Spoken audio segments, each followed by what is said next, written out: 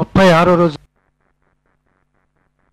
సింధూరారుణ విగ్రహాం త్రినయనాం మాణిక్యమౌళిస్ఫురత్తారానాయకశేఖరాం స్మితముఖీం ఆపీనవక్షోరుహాం పాణిభ్యాం అళిపూర్ణరత్నచషకం రక్తోత్పలం బిభ్రతీం సౌమ్యాం రత్నఘటస్థరక్తచరణాం ధ్యాయేత్ పరేదంబికాం. హరి ఓం. పరమేశ్వర స్వరూపమైన సభకి నమస్కారం. భగవంతుని యొక్క నిర్హేతుకమైన కృపాకటాక్ష వీక్షణముల చేత సంపూర్ణ శ్రీరామాయణ ప్రవచనములు జరగాలి అని పెద్దలు సంకల్పం చేస్తే భగవంతుడు బాలకాండ, అయోధ్యకాండ, అరణ్యకాండ, కిష్కింధకాండ, సుందరకాండ ఈ కాండలు నిన్నటితో పూర్తి చేయించాడు. ఇవాళ మనం యుద్ధకాండలోకి ప్రవేశిస్తున్నాం. యుద్ధకాండలోకి ఇంకా ప్రవేశించినటువంటి రోజునే రావణాసురుడు చూస్తే యథార్థానికి చాలా బాధపడాలి. అప్పుడే పట్టాభిషేకానికి పందిర్లు సిద్ధమైపోతున్నాయి. అంటే రావణుడు నిహతుడైపోవడం అనేటటువంటిది అంత ఖచ్చితంగా భావించడం, రామచంద్రమూర్తి యొక్క పౌరుష ప్రతాపముల యందు అంత విశ్వాసం. నిన్నటి రోజు సుందరకాండని పూర్తి చేస్తూ స్వామి హనుమ ఒక మాట అంటారు. తతోమయా వద్విదధీన భాషిత శివాభిరిష్టాభిరభిప్రసాదిత జగామశాంతిం మమ మైథిలాత్మజ తవాపి శోకేన తదాభిపీడిత అంటారు. నేను నా వాక్కుల చేత శోకమును పొందినటువంటి సీతమ్మ తల్లిని ఊరడిల్ల చేసి మళ్ళీ ఆనందమును పొందేటట్టుగా చేశాను. కేవలము నీవు శోకిస్తోందని మాత్రమే సీతమ్మ తల్లి శోకిస్తోంది అని తప్ప ఆ తల్లి ఊరడిల్లినటువంటి మనస్సుతో ఉన్నది అన్న మాట స్వామి హనుమ చెప్పి సీతారాములిద్దరికీ కూడా ఆనందాన్ని కల్పించినటువంటి ఘట్టంతో సుందరకాండ పూర్తవుతుంది. యుద్ధకాండ ప్రారంభంలో ఆ హనుమ చెప్పినటువంటి మాటలను విన్నటువంటి వారై రామచంద్రమూర్తి ఎంతగానో ఆనందించి ఒక మాట అంటారు. హనుమా, నువ్వు చేసినటువంటి కార్యము సామాన్యమైనటువంటి కార్యం కాదు. ఎందుచేత అంటే ఒకటి 100 యోజనముల సముద్రాన్ని దాటి లంకాపట్టణంలోకి వెళ్ళడం అనేటటువంటిది మానసికంగా కూడా ఎవ్వరూ ఊహించరానటువంటి పని. అటువంటి పని ఒకవేళ చేద్దామని ఎవరైనా సంకల్పం చేసినా 100 యోజనముల సముద్రాన్ని దాటడం కష్టం.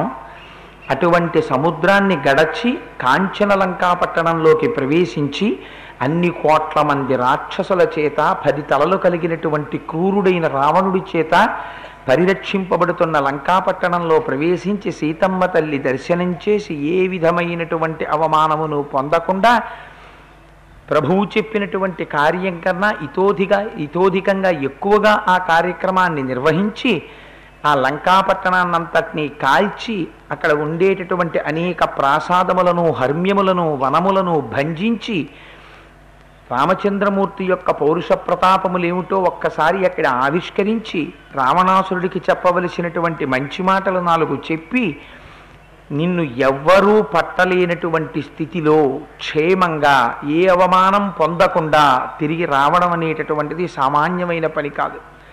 ఇంత గొప్ప పని చేసినటువంటి వాడివి నువ్వు. సాధారణంగా సేవకులు అనేటటువంటి వారు 3 రకాలుగా ఉంటారు అంటారు రామచంద్రమూర్తి ఇక్కడ.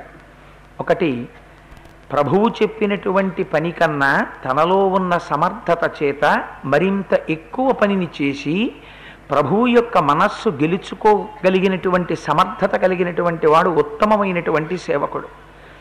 రెండవ వారు ప్రభువు ఏ పని చెప్పారో ఆ పని చెయ్యడానికి కావలసిన సామర్థ్యం ఉన్నవారు కాబట్టి ఆ పనిని మాత్రం చేసి అంతకన్నా ఎక్కువ చెయ్యగలిగిన సామర్థ్యం ఉన్నప్పటికీ ప్రభువు చెప్పలేదు కాబట్టి మనకెందుకని ఆ పని చెయ్యకుండా ఎంత చెప్పారో అంత మాత్రం చేసి తిరిగి వచ్చేటటువంటి వారు మధ్యములు. తనకి సమర్థత ఉన్నా నేనెందుకు చెయ్యాలి అని ప్రభువు యొక్క కార్యక్రమాన్ని చెయ్యని వాడెవడుంటాడో వాడు అధముడైన సేవకుడు. నువ్వు ఇవాళ ఉత్తముడైనటువంటి సేవకుడిగా నిన్ను నీవు నిరూపించుకున్నావు. ఎందుచేత కేవలము సీతాదర్శనం ఒక్కటి మాత్రమే నీకు చెప్తే సీతాదర్శనముతో పాటుగా సీతమ్మ తల్లి జాడ కనిపెట్టడంతో పాటుగా ఆ లంకాపట్టణంలో ఉండేటటువంటి అనేకమైనటువంటి ప్రాసాదములను, ఇతరమైనటువంటి గృహములను నువ్వు భంజించి ఆ లంకని కాల్చి రాక్షసులలో భయాన్ని కల్పించి రావణాసురుడి యొక్క కుమారుణ్ణి నిహతుణ్ణి చేసి కొన్ని లక్షల మంది రాక్షసుల్ని సంహరించి మళ్ళీ అనాయాసంగా తిరిగి ఇవలి ఒడ్డుకి చేరగలిగావు. అందుచేత నువ్వు ఉత్తముడైనటువంటి సేవకుడివి. సేవకుణ్ణి అభినందించేటప్పుడు ఒక నియమం ఉంది. ఏదైనా పని యజమాని సేవకుడికి చెప్పినప్పుడు మొదట పొగడకూడదు. మొట్టమొదట పని అప్పచెప్పి పని జరుగుతున్నప్పుడు కానీ పని మధ్యలో కానీ సేవకుణ్ణి పొగడవద్దు అని నీతిశాస్త్రం. పని అయిపోయి తిరిగి వచ్చిన తరువాత మాత్రమే సేవకుణ్ణి యజమాని పొగడాలి. అందుచేత ఆ పనిని ముగించుకుని వచ్చినటువంటి మహానుభావుడు కనుక స్వామి హనుమని కీర్తించిన వారై, దీని వెనక ఇంకొక గొప్ప పని చేశావయ్యా హనుమ, శోకతప్త అయినటువంటి సీతమ్మ తల్లి జాడ కనిపెట్టి నా క్షేమ వార్త సీతమ్మకి చెప్పి సీతమ్మ మనస్సులో ఉన్నటువంటి దైన్యాన్ని దుఃఖాన్ని తొలగించి మళ్ళీ ఆవిడ సుఖాన్ని పొందేటట్టుగా నువ్వు ప్రవర్తించావు. అదేవిధంగా సీతమ్మ తల్లి యొక్క జాడ తెలియకపోవడం వల్ల ప్రాణాలు విడిచిపెట్టడానికి సిద్ధపడిపోతున్నటువంటి స్థితిలోకి వెళ్ళిపోయానా అన్నంతగా దుఃఖాన్ని పొందిన నన్ను ఊరడిల్లింపచేసి మళ్ళీ వచ్చి నాకు సీతమ్మ వార్త చెప్పావు. అటు సీతమ్మకి సంతోషాన్ని ఇచ్చావు, ఇటు నాకు సంతోషాన్ని ఇచ్చావు. నీకు నేను ఏమిచ్చి రుణం తీర్చుకోగలను? ఇవాళ యథాతథంగా నీకివ్వడానికి నా దగ్గర ఏ విధమైనటువంటి వస్తువు లేదు. నీకు నిన్ను ఆనంద పెట్టగలిగినటువంటి వస్తువు ఇవ్వడానికి నా దగ్గర ఏ బహుమతి లేదు. అందుకని నేనేమి ఇవ్వగలను?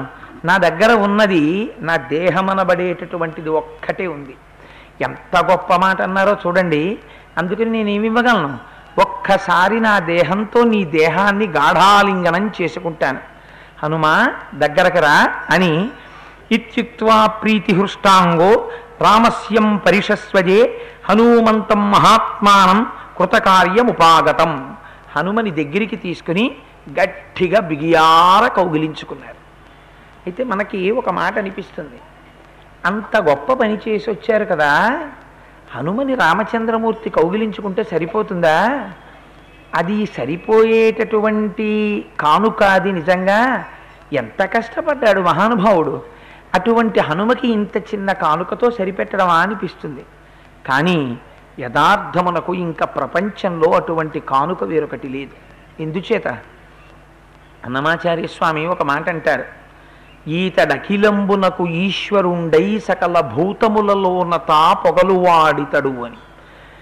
భగవానుడు ఆయన జలధి కన్యాపాంగ లలితేక్షణములోన కలసి వెలగచునున్న తజ్జలంబితడు.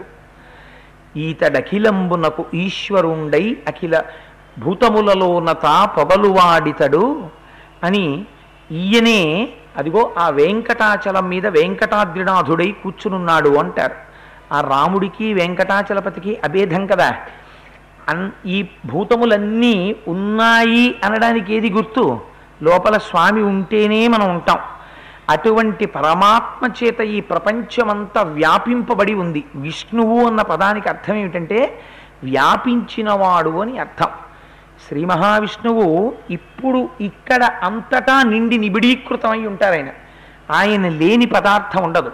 ఇందుకలడందులేడని సందేహము వలదు చక్రి సర్వోపగతుండు ఎందెందు వెదకి చూచిన అందందే కలడు దానవగ్రని వింటే అంటాడు ప్రహ్లాదుడు హిరణ్యకశిపుడితోటి.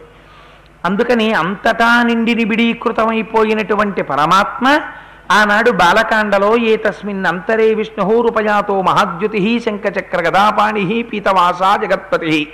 ఒక పట్టుబట్ట కట్టుకుని శంఖచక్ర గదాపద్మములతో వచ్చి అక్కడ నిలబడి ఒక ప్రతిజ్ఞ చేశారు. హత్వాక్రూరం దురాత్మానం దేవర్షీణాం భయావహం దశవర్ష సహస్రాణి దశవర్ష శతాని చ అని. క్రూరుడైన రావణాసురుణ్ణి సంహరించడం కోసం మళ్ళీ మనుష్యులలో తమ యొక్క గొప్పతనాన్ని తాము గుర్తించడానికి వీలుగా 11,000 సంవత్సరములు ఈ భూమండలాన్ని నేను రాజునై పరిపాలిస్తాను అని ఆనాడు ప్రతిజ్ఞ చేశారు. అందుకని రావణ వధ కోసం వచ్చినటువంటి రామచంద్రమూర్తి సాక్షాత్తు శ్రీ మహావిష్ణువు. అది నిర్వివాదాంశం. ఎందుకంటే బాలకాండలో చూపించారు. అయితే నరుడిగా నటిస్తున్నాడు, నరుడిగా ప్రవర్తిస్తున్నాడు.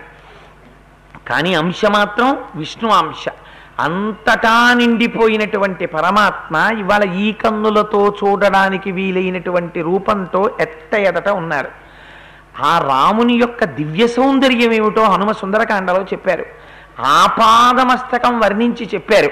కేవలం పైకి అందంగా ఉంటే సరిపోదు. కొంతమందికి అందంగా ఉండడం అనేటటువంటిది సమాజాన్ని నాశనం చెయ్యడానికి ఒక వస్తువుగా ఉపకరిస్తుంది. కానీ తాను పైకి అందముగా ఉండడమే కాకుండా ఆంతరమునందు కూడా సౌందర్యం ఉండడం, ఆంతరమునందు కూడా సకల జగత్తుని రక్షించాలనేటటువంటి భావన ఉండడం, ఒక అమ్మ బిడ్డన్ని రక్షించుకోవాలనేటటువంటి వాత్సల్యంతో కూడిన భావన లాంటి సౌందర్యం. అందుచేతనే రామ కమలపత్రాక్ష సర్వసత్వ మనోహర రూపదాక్షిణ్య సంపన్న ప్రసూత జనకాత్మజే అన్నారు కదా స్వామి హనుమ. అందుచేత అటువంటి రామచంద్రమూర్తి అంతటా నిండి నిబిడీకృతమైనటువంటి పరమాత్మ ఈ కంటితో చూడడానికి వీలుగా ఒక రూపమును పొంది నిలబడినటువంటి రామచంద్రమూర్తి హనుమని దగ్గరికి పిలిచి బిగియార కౌగిలించుకోవడం అంటే అది అందరికీ దక్కేటటువంటి అదృష్టమా? మీరు ఒక్కసారి ఆలోచించండి. మనం అందరం వెంకటాచలం వెళ్ళి ఇలా ఒక్క లిప్త కాలం ఆయన్ని ఇలా చూసి వెనక్కి తిరిగి వచ్చేస్తేనే పొంగిపోతాం. ఒక రోజున అనుకోకుండా నిజంగా వెంకటేశ్వర స్వామి వారి గభాలన మన ఇంటికి వచ్చి ఓయ్ కోటేశ్వరరావు అని గభాలన కౌగిలించుకున్నారనుకోండి, ఎంత పొంగిపోతాం. అది అనిర్వచనీయం. అది నోటి వెంట ఇంకా చెప్పగలం అసలు ఆ భావన ఎంత తాదాత్మ్యత. అందుకని దాన్ని తట్టుకునేటటువంటి శక్తి, అర్హత, అదృష్టము కూడా ఉండాలి. అది అందరూ తట్టుకోగలరా? అందరూ నిలబెట్టుకోగలరా? అందరూ నిలబెట్టుకోలేరు. ఒక్కసారి ఆయన దివ్యమంగళ విగ్రహం కానీ దర్శనం అయిందా, ధృతరాష్ట్రుడంతటి వాడు నీ స్వరూపాన్ని చూసిన ఈ కన్నులతో వేరొకటి చూడలేను, నాకు తీసేసేయి దృష్టి అన్నాడు. అందుచేత అంత దివ్యమంగళ విగ్రహం రామచంద్రమూర్తి. పుంసా మోహన రూపాయ పుణ్యశ్లోకాయ మంగళం.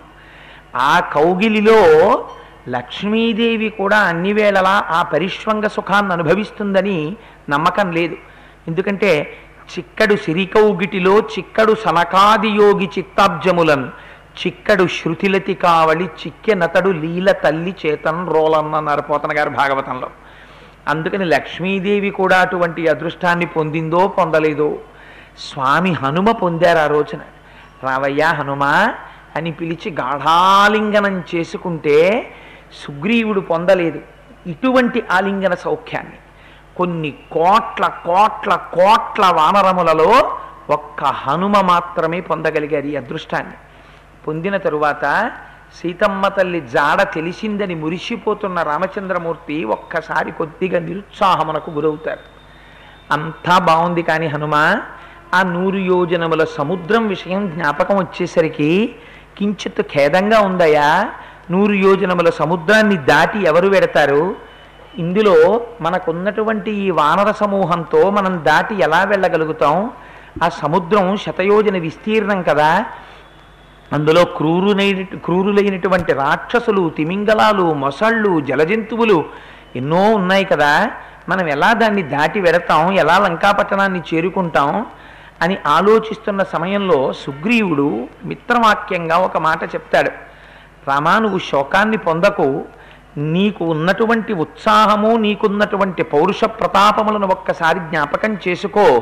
నువ్వే కోదండం ధరించి నిలబడిన నాడు నీ ముందు నిలబడగలిగినటువంటి మొనగాడెవ్వడు? నువ్వు సమస్త బ్రహ్మాండములను శాసించగలిగినటువంటి వాడివి.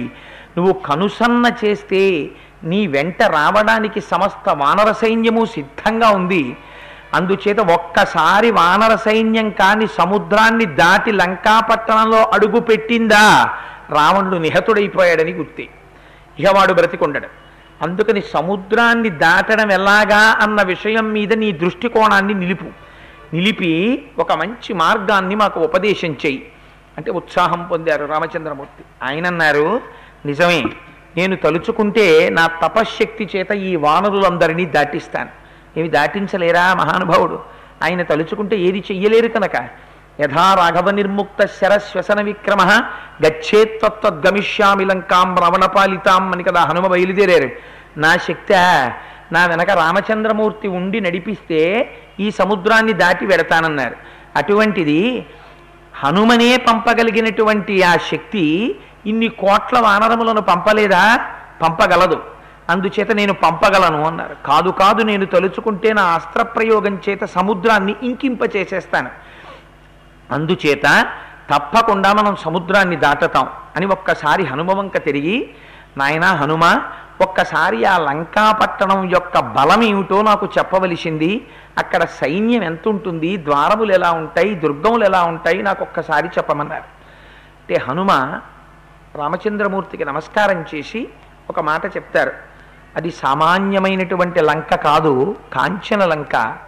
ఆ 100 యోజనల సముద్రాన్ని దాటి వెడితే త్రికూట పర్వత శిఖరముల మధ్యలో ఉంటుంది. అది శత్రుదుర్భేజ్యమైనటువంటిది. దేవదానవులు కూడా దాన్ని ఆక్రమించలేరు. ఎందుచేతనంటే 100 యోజనముల సముద్రాన్ని దాటడమే చాలా కష్టం. అందులో పెద్ద పెద్ద మొసళ్ళు, తిమింగలాలు, రాక్షసులు, పాములు ఎన్నో ఉన్నాయి.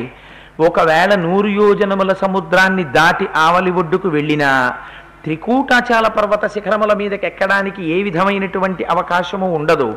పైగా ఆ లంకాపట్టణం చుట్టూ ఒక నది ప్రవహిస్తూ ఉంటుంది. ఒక విశాలమైనటువంటి అగత్తని నిర్మించారు.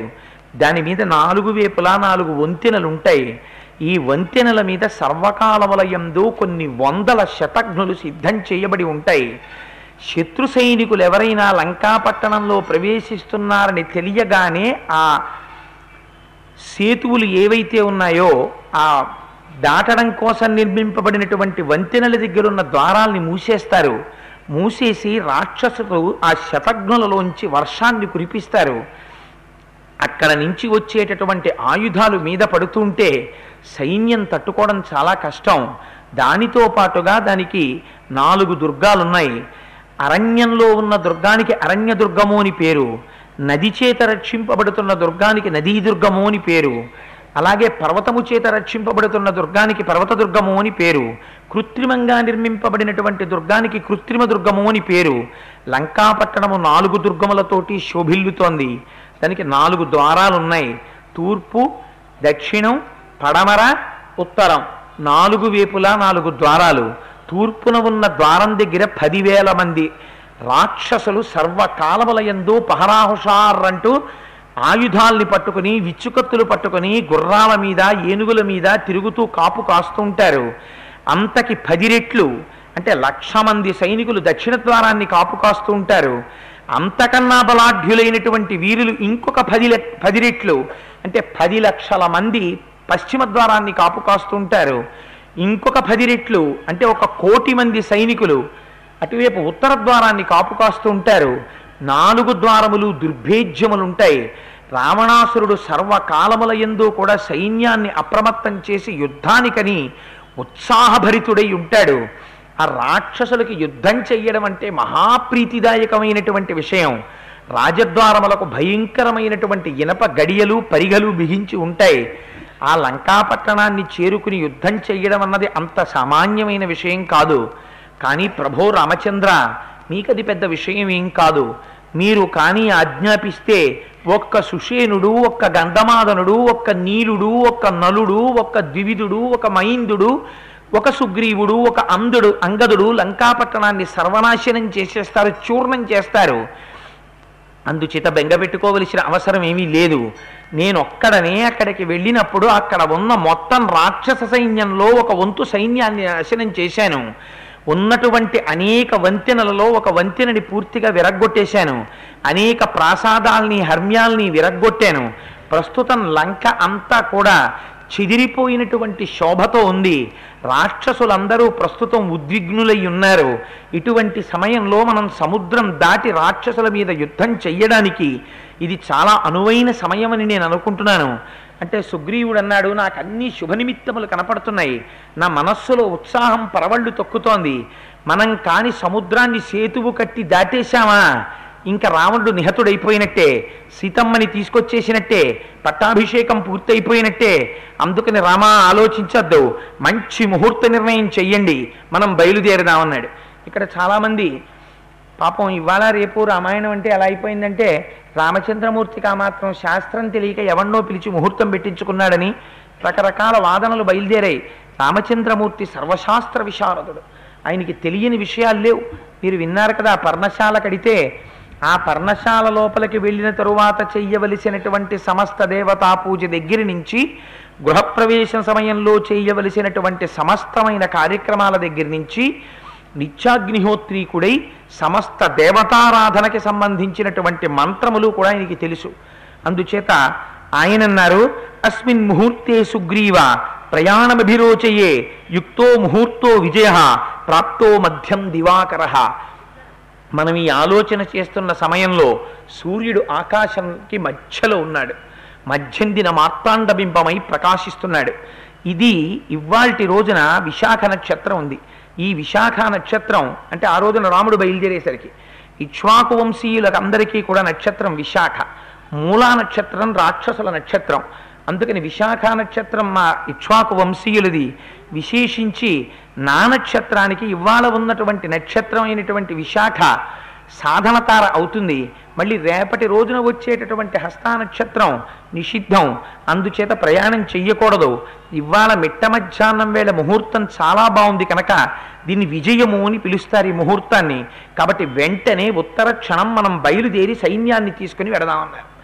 ఈ మాట వినగానే అక్కడ ఉన్న వానరములన్నీ మహాసంతోషాన్ని పొందేసి జై రామ జై జయ రామ, బయలుదేరిపోదాం, లంక చేరిపోదాం, రావణుణ్ణి సంహరించేద్దామని.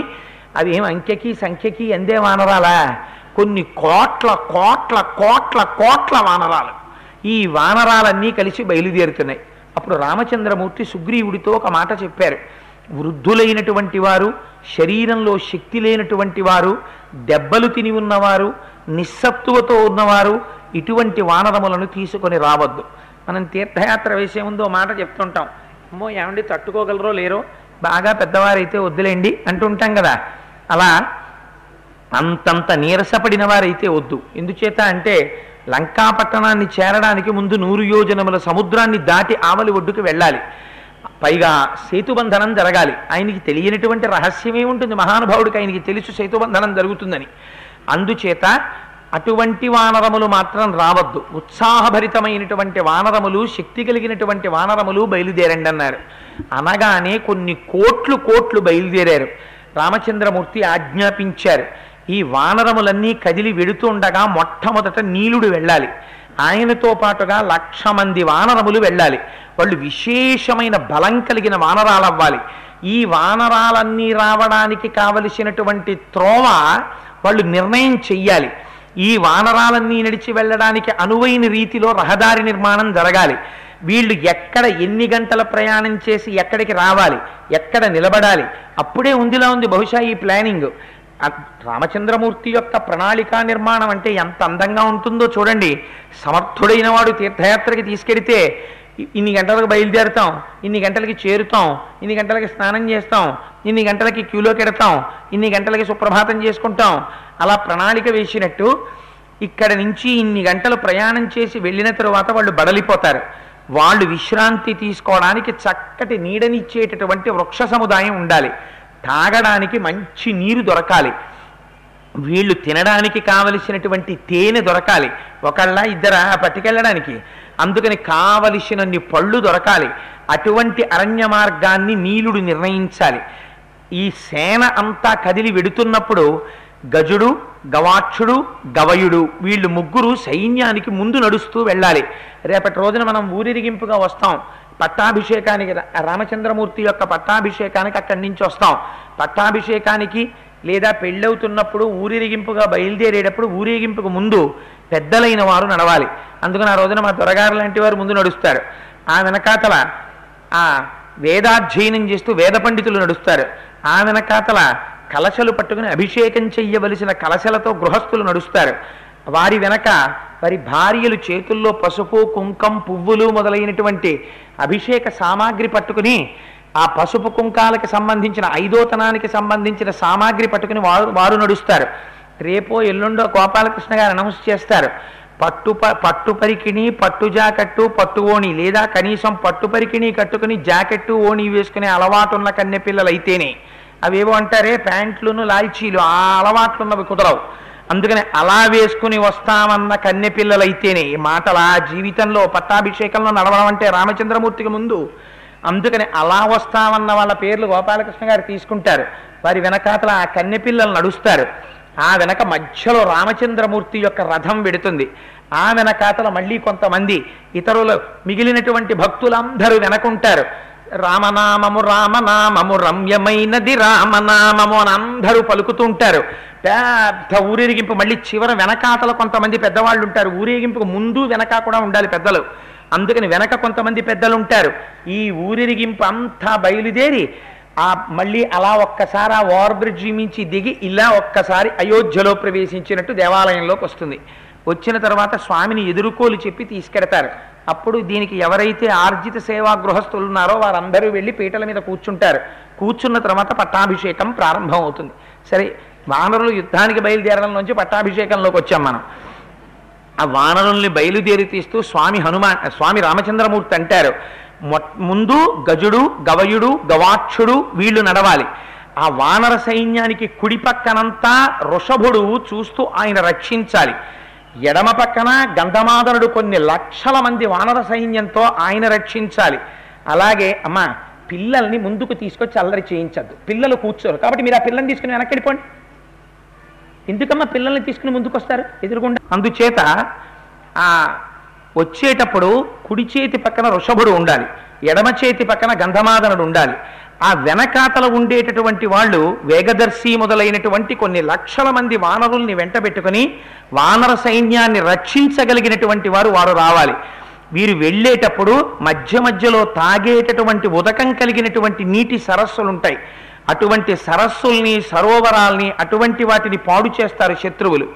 ఆ నీటిని తాగడం చేత విషపూరితమైనటువంటి జలాలు తాగితే వానరులందరూ కూడా శరీరాన్ని విడిచిపెట్టేటటువంటి ఉపద్రవం ఏర్పడచ్చు.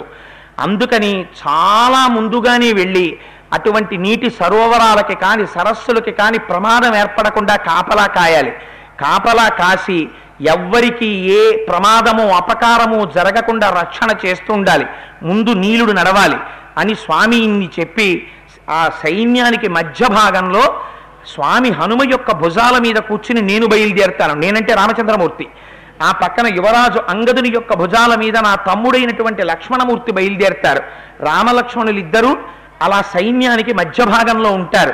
జాంబవంతుడు మొదలైనటువంటి వృద్ధులు అన్ని వేపులా వానర సైన్యాన్ని అంతటి రక్షిస్తుండాలి. రక్షించగా బయలుదేరి ఈ వానర సైన్యం వెళ్ళాలి అని నిమంత్రించారు. అంత వానర సైన్యం అంతా ఒక్కసారి బయలుదేరింది. ఇంకా ఎలా ఉంటుందో మీరు ఆలోచించండి. ఇన్ని కోట్ల వానర సైన్యం ఒక్కసారి బయలుదేరిందిట. అంతే, ఇంకా వాళ్ళకి ఎంత ఆనందమో చెప్పలేను. కొంతమంది ఆ వెనక నడవండ్రా అంటే వెనక నడవకుండా ముందుకొచ్చేవాళ్ళు కొంతమంది. రాముడి చుట్టూ ఉండి రాముడి పక్కన నడుస్తున్న వాళ్ళందరూ రాముడు వినాలని వాళ్ళ సంతోషం. ఒరే చూడరా లంకకెళ్ళగానే ఏం చేస్తానో రావణాసుడి సంగతి అని చెప్పి వాళ్ళల్లో వాళ్ళే ప్రతాపాలు చెప్తూ, నేనంటే మాటలు అనుకుంటున్నావా, ఒక్క గుద్దు అనంటే తలకాయలు విరిగిపోతాయి రా, చూడరా నా కండ అని రామచంద్రమూర్తికి వినపడేటట్టుగా పెద్ద పెద్ద కేకలు వేస్తున్నారట. ఇందులో బలం కలిగినటువంటి వాళ్ళు గబగబా నడిచొస్తూ ముందు కొంచెం బలహీనంగా మెల్లిగా నడుస్తున్న వాళ్ళని ఎంతకీ నడవేమిటి అని ఎత్తి కింద పారేస్తున్నారట. కొంతమంది తొందరగా వెళ్ళిపోదామని ఇలా వెళ్ళవలసిన వాళ్ళు అలా పర్వతాలు ఎక్కువచ్చేస్తున్నారట. కొంతమంది ఉన్నవాళ్ళు ఉన్నట్టు వెళ్ళొచ్చు కదా, బాగా పువ్వులు పూసిన చెట్లు కనపడితే ఆ చెట్లు పీకేసి గొడుగుల్లో వాటిని అట్టుకుని వచ్చేస్తున్నారట. అరణ్యమే కదిలి వెళ్ళిపోతోందా అనిపించింది. అంత పటాటోపంగా అంత సంతోషంగా రామచంద్ర ప్రభువుకి జై అంటూ ఈ వానరులందరూ కలిసి బయలుదేరి పెద్ద సైన్యం దక్షిణ దిక్కుకి వెళ్ళిపోతోంది. సహ్యాద్రి పర్వత శిఖరముల మీదకి వెళ్ళారు. వెళ్ళిన తరువాత అక్కడ రకరకాలైనటువంటి చెట్లు, ఆ చెట్ల నిండా పళ్ళు, ఆ పళ్ళన్నీ తింటూ ఎంతో సంతోషంగా ఎంతో ఆనందంగా అక్కడ కాలం గడుపుతున్నారు. ఆ కాలం గడుపుతూ అంత సంతోషంగా ఉన్నటువంటి సమయంలో అక్కడి నుంచి బయలుదేరి కొంచెం ముందుకెళ్ళారు. కొంచెం ముందుకెళ్ళిన తర్వాత వారికి సముద్రం కనపడింది. ఆ సముద్రపు ఒడ్డున రామచంద్రమూర్తి చెప్పారు, మనం సాగర తీరానికి చేరుకున్నాం, అందుకని మీ అందరూ కూడా చాలా జాగ్రత్తగా ఈ సైన్యాన్ని విడిది చేయించి రాక్షసుల బారిన పడకుండా, ఎవ్వరూ వచ్చి ఏ ప్రమాదము కల్పించేటటువంటి పరిస్థితి ఏర్పడకుండా ఈ వానరములన్నింటినీ 3 భాగములు చెయ్యండి అన్నారు. కొన్ని కోట్ల వానరములన్నిటినీ ఒకవైపు నించోపెట్టారు. కొండముచ్చులన్నిటినీ ఒక పక్కన నించోపెట్టారు. భల్లూకాలన్నింటినీ ఓ పక్కన నించోపెట్టారు. అందులోనే వానరములు, గోపుచ్చములు, భల్లూకములు అని 3. ఈ 3ంటిని 3 కోట్ల కింద నిలబెట్టారు. నిలబెట్టి సిద్ధం చేసి ఆ సముద్ర తీరంలో విడిది చేశారు. విడిది చేసి ఉన్నప్పుడు అక్కడ వరకు రావడం అంటే సంతోషంగా వచ్చేశారు. ఇక్కడే దాటాలి సముద్రాన్ని. ఎలా కుదురుతుంది? ఆ సముద్రాన్ని చూసేటప్పటికి అది ఉత్తుంగ తరంగాలతో ఎగిసి పడిపోతోంది ఆ సముద్రం. అటువంటి స్థితిలో వాల్మీకి మహర్షి అంటే వాల్మీకి మహర్షికే చెల్లింది. జీవితంలో ఒక అపురూపమైనటువంటి దర్శనం. అంటే నా చిన్నతనంలో నేను ఏలూరులో చదువుకునే రోజుల్లో విశాఖపట్నం వెళ్ళి సముద్రం చూడాలని ఉండేది కోరిక. బహుశా ఇఫ్ ఐఎమ్ కరెక్ట్, నా కోరిక బహుశా ఇంటర్మీడియట్ చదువుకుండా 1973-74 సంవత్సరాల్లో తీరింది. ఒకసారి విశాఖపట్నం వచ్చానప్పుడు, వస్తే సముద్రం చూడాలి సముద్రం చూడాలి, విశాఖపట్నం వచ్చిన దగ్గర నుంచి సముద్రానికి తీసుకెళ్తారా అని మా బాబాయ్ గారు వాళ్ళ పిల్లల్ని అడిగేవాడిని. అడిగితే రేపు తీసుకెడతానరా అన్నారు. మా అక్కయ్య పెళ్ళికి వెళ్ళాం. పెడితే ఒక రోజున ఒకడు మా తమ్ముళ్ళల్లో ఒకడు, రారా అన్నయ్య నీకు సముద్రం చూపిస్తాను అని తీసుకెడుతున్నాడు. సముద్రం అంటే ఎలా ఉంటుందిరా? సముద్రం అంటే ఎలా ఉంటుందిరా అంటే ఏం చెప్తావురా బాబు, చాలా నీళ్ళుంటే చూపిస్తాను కదా రారా అని కూడా తీసుకెళ్ళాడు. తీసుకెడితే ఘోష వినపడుతోంది కొంచెం దూరానికి, ఏదో ఘోష. ఏమిట్రా చప్పుడు, అదేమిటి అలా ఉంది అన్నాను. అదే సముద్ర ఘోష అంటారా, సముద్రం చప్పుడు రాది అన్నాడు. ఇదేమిట్రా ఇలా ఉంది చప్పుడు అనుకుంటూ ఆ ఎత్తైన సందులోంచి ఇలా మొట్టమొదటిసారి నిలబడి చూసేటప్పటికీ అంత దూరం కనుచూపు మేర నీరే, ఎటు చూసిన ఉత్తుంగ తరంగాలతో ఎగిసిపడుతున్న సముద్రాన్ని జీవితంలో మొట్టమొదటిసారి చూసినప్పుడు ఒక్కసారి అలాగే ఉండిపోతాం, అమ్మ బాబోయ్ అని. అలా ఆ సముద్రం అంటేనే అసలు అలా ఉంటుంది. అటువంటి సముద్రాన్ని వాల్మీకి మహర్షి వర్ణిస్తే ఆ వానరులు చూస్తున్నప్పుడు ఎంత అందంగా ఉంటుందో. పైగా అప్పుడు చీకటి పడింది, వీళ్ళందరూ చేరేటప్పటికి చీకటి పడుతోంది. ఇంకా సముద్రాన్ని దాటడం కుదరదు. అందుకని అందరూ సముద్రపుటొడ్డుని విడిది చేశారు. అయితే మీకు గమ్మత్ ఏమిటో తెలుసా? సుందరకాండలో సముద్రపుటొడ్డున చేరుకున్నటువంటి వానరులకు, యుద్ధకాండలో సముద్రపుటొడ్డున చేరుకున్న వానరులకు ఒక తేడా ఉంటుంది. సుందరకాండలో సముద్రపుటొడ్డున చేరుకున్నటువంటి వానరులందరూ ఇలా తలలు దించుకొని తలకాయలు పట్టుకుని ఈ సముద్రం ఎలా దాటుతామా అని బాధపడుతూ ఉంటారు. అదే రామచంద్రమూర్తితో యుద్ధకాండలో సముద్రం దగ్గరికి వస్తే ఒక్కడికి బెంగ ఉండదు. చూసుకునే పెద్ద తలకాయలు ఉన్నాయి, సుగ్రీవుడు ఉన్నాడు, రామచంద్రమూర్తి ఉన్నారు, లక్ష్మణుడు ఉన్నాడు, మనకెందుకు? వాళ్ళు ఏం చెయ్యమంటే చేసి దాటేద్దాం. దాటడం తథ్యం, రాముడు దాటించేస్తాడు. ఎలా దాటిస్తాడన్నదే మనం చూడాలంతే. దాటడం దాటేస్తానరా, హాయిగా పడుకోండిరా అన్నారు. ఆ కబుర్లు చెప్పుకునేవాడు, ఈ కబుర్లు చెప్పుకునేవాడు, సంతోషంగా మాట్లాడుకునేవాడు. మళ్ళీ ఎప్పుడు కలుసుకుంటామో, ఇది దాటి వెళ్ళిన తర్వాత నేనేవాడిని కొట్టాలి, నువ్వేవాడిని కొట్టాలి, ఎలా యుద్ధం చెయ్యాలి, ఇది మాట్లాడుకునేవాడే. కానీ ఒక్కడికి ఆ సముద్రం గురించి బెంగలేదు.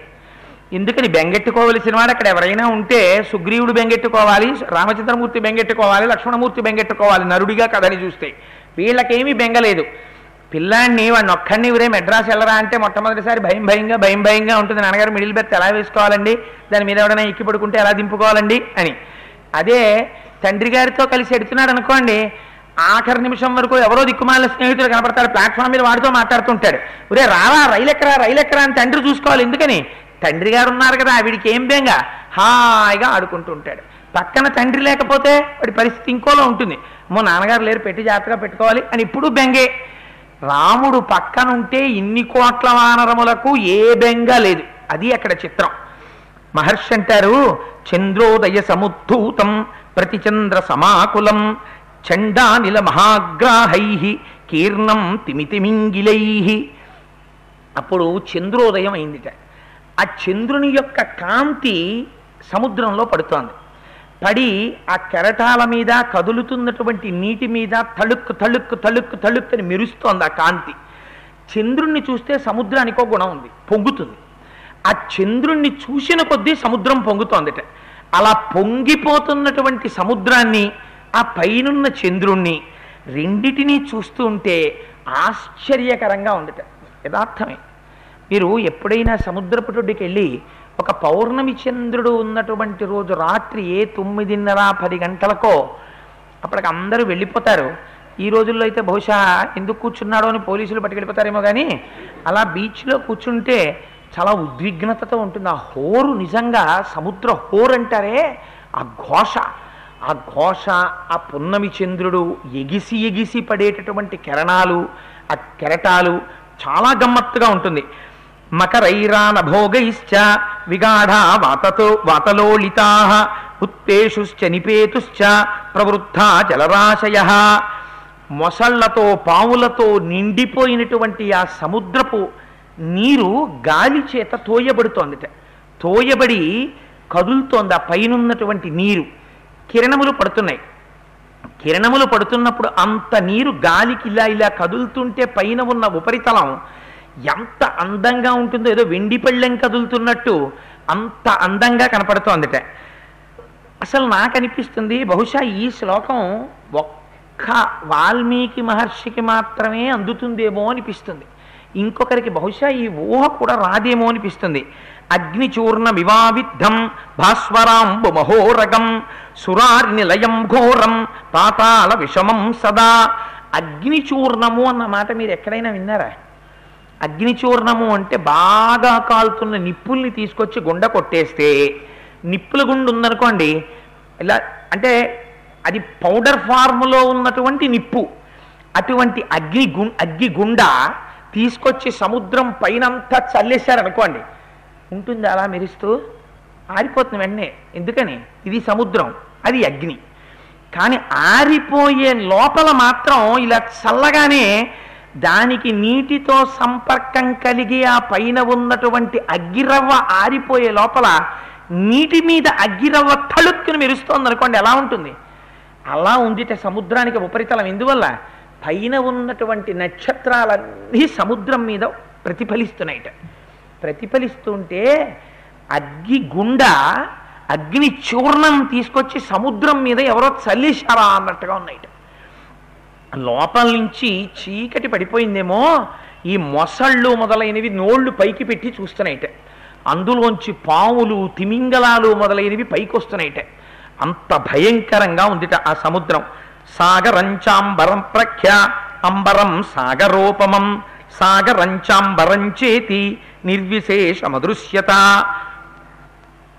మహర్షి అంటారు, ఆకాశం సముద్రంలా ఉందిట, సముద్రం ఆకాశంలా ఉందిట, ఆకాశానికి సముద్రానికి తేడా తెలియట్లేదుట.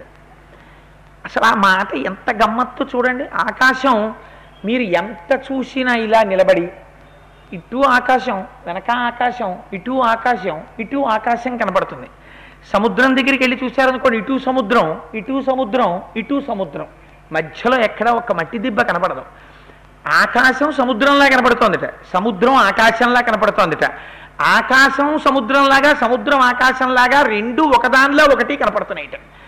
అంటే ఇవాళ ఎంత గమ్మత్తు. కిందనున్నదాన్ని పైకి తీసుకెళ్లారు, పైన ఉన్నదాన్ని కిందకి తీసుకొచ్చారు తన యొక్క ఊహాశక్తి చేత మహర్షి. అంత గొప్పగా ఉంటే సంపృక్తం నభసాభ్యంభ సంపృక్తం చ నభోంభస తదృగ్రూపేస్య దృశ్యేతే తారారత్న సమాకులే. ఆకాశము సముద్రము రెండూ కలిసిపోయినట్టున్నాయిట. యథార్థమే మీరు దూరంగా చూస్తే ఆకాశం సముద్రం రెండు ఒకదాంతో ఒకటి కలిసిపోయినట్టు ఉంటాయి. అలా కలిసిపోయినట్టు ఉండడంలో ఉన్నటువంటి అందం ఏమిటంటే, కలవాలి అంటే ఏదో ఒక సమాన ధర్మం ఉండాలిగా. నేను ఒక స్నేహితుడిని స్నేహం చేశాననుకోండి, నాకు అతనికి స్నేహం చేశాము, కలిసి ఉన్నాము అంటే అతనికి నాకు కలవడానికి ఏదో ఒక సమాన ధర్మం ఉండాలి. అలా సమాన ధర్మం లేకపోతే అతను నేను కలిసి ఉండం కదా. అందుచేత కలిసి ఉండడానికి ఒక సమాన ధర్మం కనపడుతుంది. ఏమిటా సమాన ధర్మం అంటే, ఆకాశంలో తారకలు ఉన్నాయిట, సముద్రంలో రత్నాలు ఉన్నాయిట. అవి అలాగే తళుక్ తళుక్ తళుక్ తళుక్ అని మెరుస్తూ ఇక్కడి నుంచి చూస్తే రత్నాలు మెరిసినట్టు మెరుస్తూ ఉంటాయి. సముద్రంలో రత్నాన్ని బయటికి తీసుకొచ్చి చూసిన అంతే, తళుక్ తళుక్ అని ఇది మెరుస్తూ ఉంటుంది. అందుకని రెండింటికి స్నేహం చెయ్యడానికి, ఒకదాంతో ఒకటి కలిసి ఉండడానికి ఏమిటి సమాన ధర్మం అంటే, దానికి తారకలున్నాయిట, దీనికేమో రత్నాలున్నాయిట. అందుచేత రెండు ఆకాశము సముద్రము ఒకదానితో ఒకటి కలిసి ఉన్నాయిట. సముత్పతతి మేఘస్య వీచిమాలా కులస్య చ విశేషో నద్వయోరాసి సాగరాస్యాంబరస్య చ. చిత్రం ఏమిటంటే, ఆకాశమేమో కదులుతున్నటువంటి మేఘాలతో కూడి ఉందిట. కదులుతున్న మేఘాలతో ఆకాశం ఉంటే, కదులుతున్నటువంటి తరంగాలతో సముద్రం ఉందిట. రెండూ సమానంగా ఉన్నాయట. సాధారణంగా ఆకాశానికి సముద్రానికి పోలికి చెప్పరెవరు. మహర్షి ఆకాశాన్ని సముద్రంతో పోల్చి ఎంత అందమైన మాటలు మాట్లాడారో చూడండి. అంటే ఎక్కడా కూడా అసలు అంతు తెలియనంత దూరం విస్తరించిపోయి ఉంది ఆ సముద్రం. అంత విస్తరించిపోయి ఉన్నటువంటి సముద్రాన్ని చూసి అక్కడ వానరులందరూ విశ్రాంతి తీసుకుంటూ ఉండిపోతే రామచంద్రమూర్తి ఒక్కరు మాత్రం సీతాదేవిని తలుచుకొని మనస్సులో బాధపడుతూ ఆ ఒడ్డున కూర్చుని ఒక మాట అంటారు. సీతమ్మ అవతల లంకాపట్టణంలో ఉండిపోయింది, నేను ఇక్కడ ఉండిపోయాను. చంద్రుడా, నిన్ను సీతమ్మ చూసుంటుంది. అలా చూడబడినటువంటి నువ్వు నా వంక చూస్తే నాకు ఉపశాంతి కలుగుతుంది. అటువైపు నుంచి గాలి వస్తోంది, సీతమ్మ తల్లికి తగిలిన గాలి వచ్చి నాకు తగిలితే నాకు ఉపశాంతి కలుగుతుందంటారు. అంటే ఇక్కడ ఒక రహస్యం ఉంది. అంతగా స్త్రీవాంఛ కలిగిన వాడు రాముడు అనుకోండి, ఎందుకన్ని మాటలు భార్యని తెలుసుకోవడం అంటే అది స్త్రీవాంఛ అనుకోండి. పుంసామోహన రూపాయ పుణ్యశ్లోకాయ మంగళమైన రామచంద్రమూర్తి స్త్రీ గురించి వెతుక్కోక్కర్లేదు. ఆయనకి కావలసింది ధర్మపత్ని. ఇది నరుడిగా రాముడు చూపిస్తున్నాడు. మనిషికి ఉండవలసిన ప్రధాన లక్షణం కామము విషయంలో కేవలము ధర్మపత్ని యందు మాత్రమే ఉండాలి ఆ కోరిక, అన్యుల యందు ఉండడానికి వీల్లేదు. అందుకని రాముడికి జ్ఞాపకం వచ్చేది సీతమ్మ మాత్రమే జ్ఞాపకం వస్తుంది. ఆ కోణంలో మాట్లాడవలసి వస్తే ఒక్క సీతమ్మ గురించే మాట్లాడతారు. అందుకని 1-4 మాటలు మహర్షి వర్ణన చేస్తారు తప్ప, లేకపోతే అస్తమానం రాముడికి సీతమ్మ గుర్తొస్తోంది, నేను ఈ మదనతాపాన్ని తట్టుకోలేకపోతున్నాను, సీతమ్మ మించి వచ్చిన గాలి నాకు తగిలితే బావుణ్ణు, ఈ మాటలు పైకి పేలవంగా కనిపిస్తాయి. కానీ అది కాదు దాని ఉద్దేశ్యం. ఆయన స్త్రీ ఆర్తి కలిగిన వాడు కాడు, ధర్మపత్ని యందు మనస్సు ఉన్నవాడు. అది ఉత్తమ లక్షణం. తనకి తన భార్య యందు మనస్సు ఉంటే అది ఉత్తమమైనటువంటి గృహస్థు యొక్క లక్షణం, అందులో దోషం లేదు. పరకాంత యందు మనస్సు నిలబడితే అది ప్రమాదహేతువు. పరకాంత యందు నిలబడినవాడు, మనస్సు నిలబడినవాడు ఆవలి ఒడ్డునున్నాడు, వాడు పతనం అయిపోతాడు. తన భార్య యందు మనస్సున్నవాడు ఈవలి ఒడ్డునున్నాడు, ఈయన వృద్ధిలోకి వస్తాడు. ఈ రెండు చూపించటానికే మహర్షి ఇద్దరి చేత మాట్లాడిస్తారు. ఎవరి మనస్సు ఎక్కడుందో చెప్పిస్తారు ఒకసారి మనకి. రావణుడు కూడా చెప్తాడు, నాకు ఎక్కడుంది మనస్సు అంటే సీతమ్మ దగ్గర ఉందని చెప్తాడు. రాముడు చెప్తాడు, నా మనస్సు సీతమ్మ దగ్గర ఉందని. రాముడు గెలిచాడు, రావణుడు చచ్చిపోయాడు. ఎందుకు చనిపోయాడంటే ఉండకూడని చోట రావణుడి మనస్సు ఉంది, ఉండకూడదు మనిషికి. నరుడై పుట్టిన వాడికి తన మనస్సు తన కాంత యందు ఉండాలి, స్త్రీకి తన మనస్సు తన భర్త యందు ఉండాలి.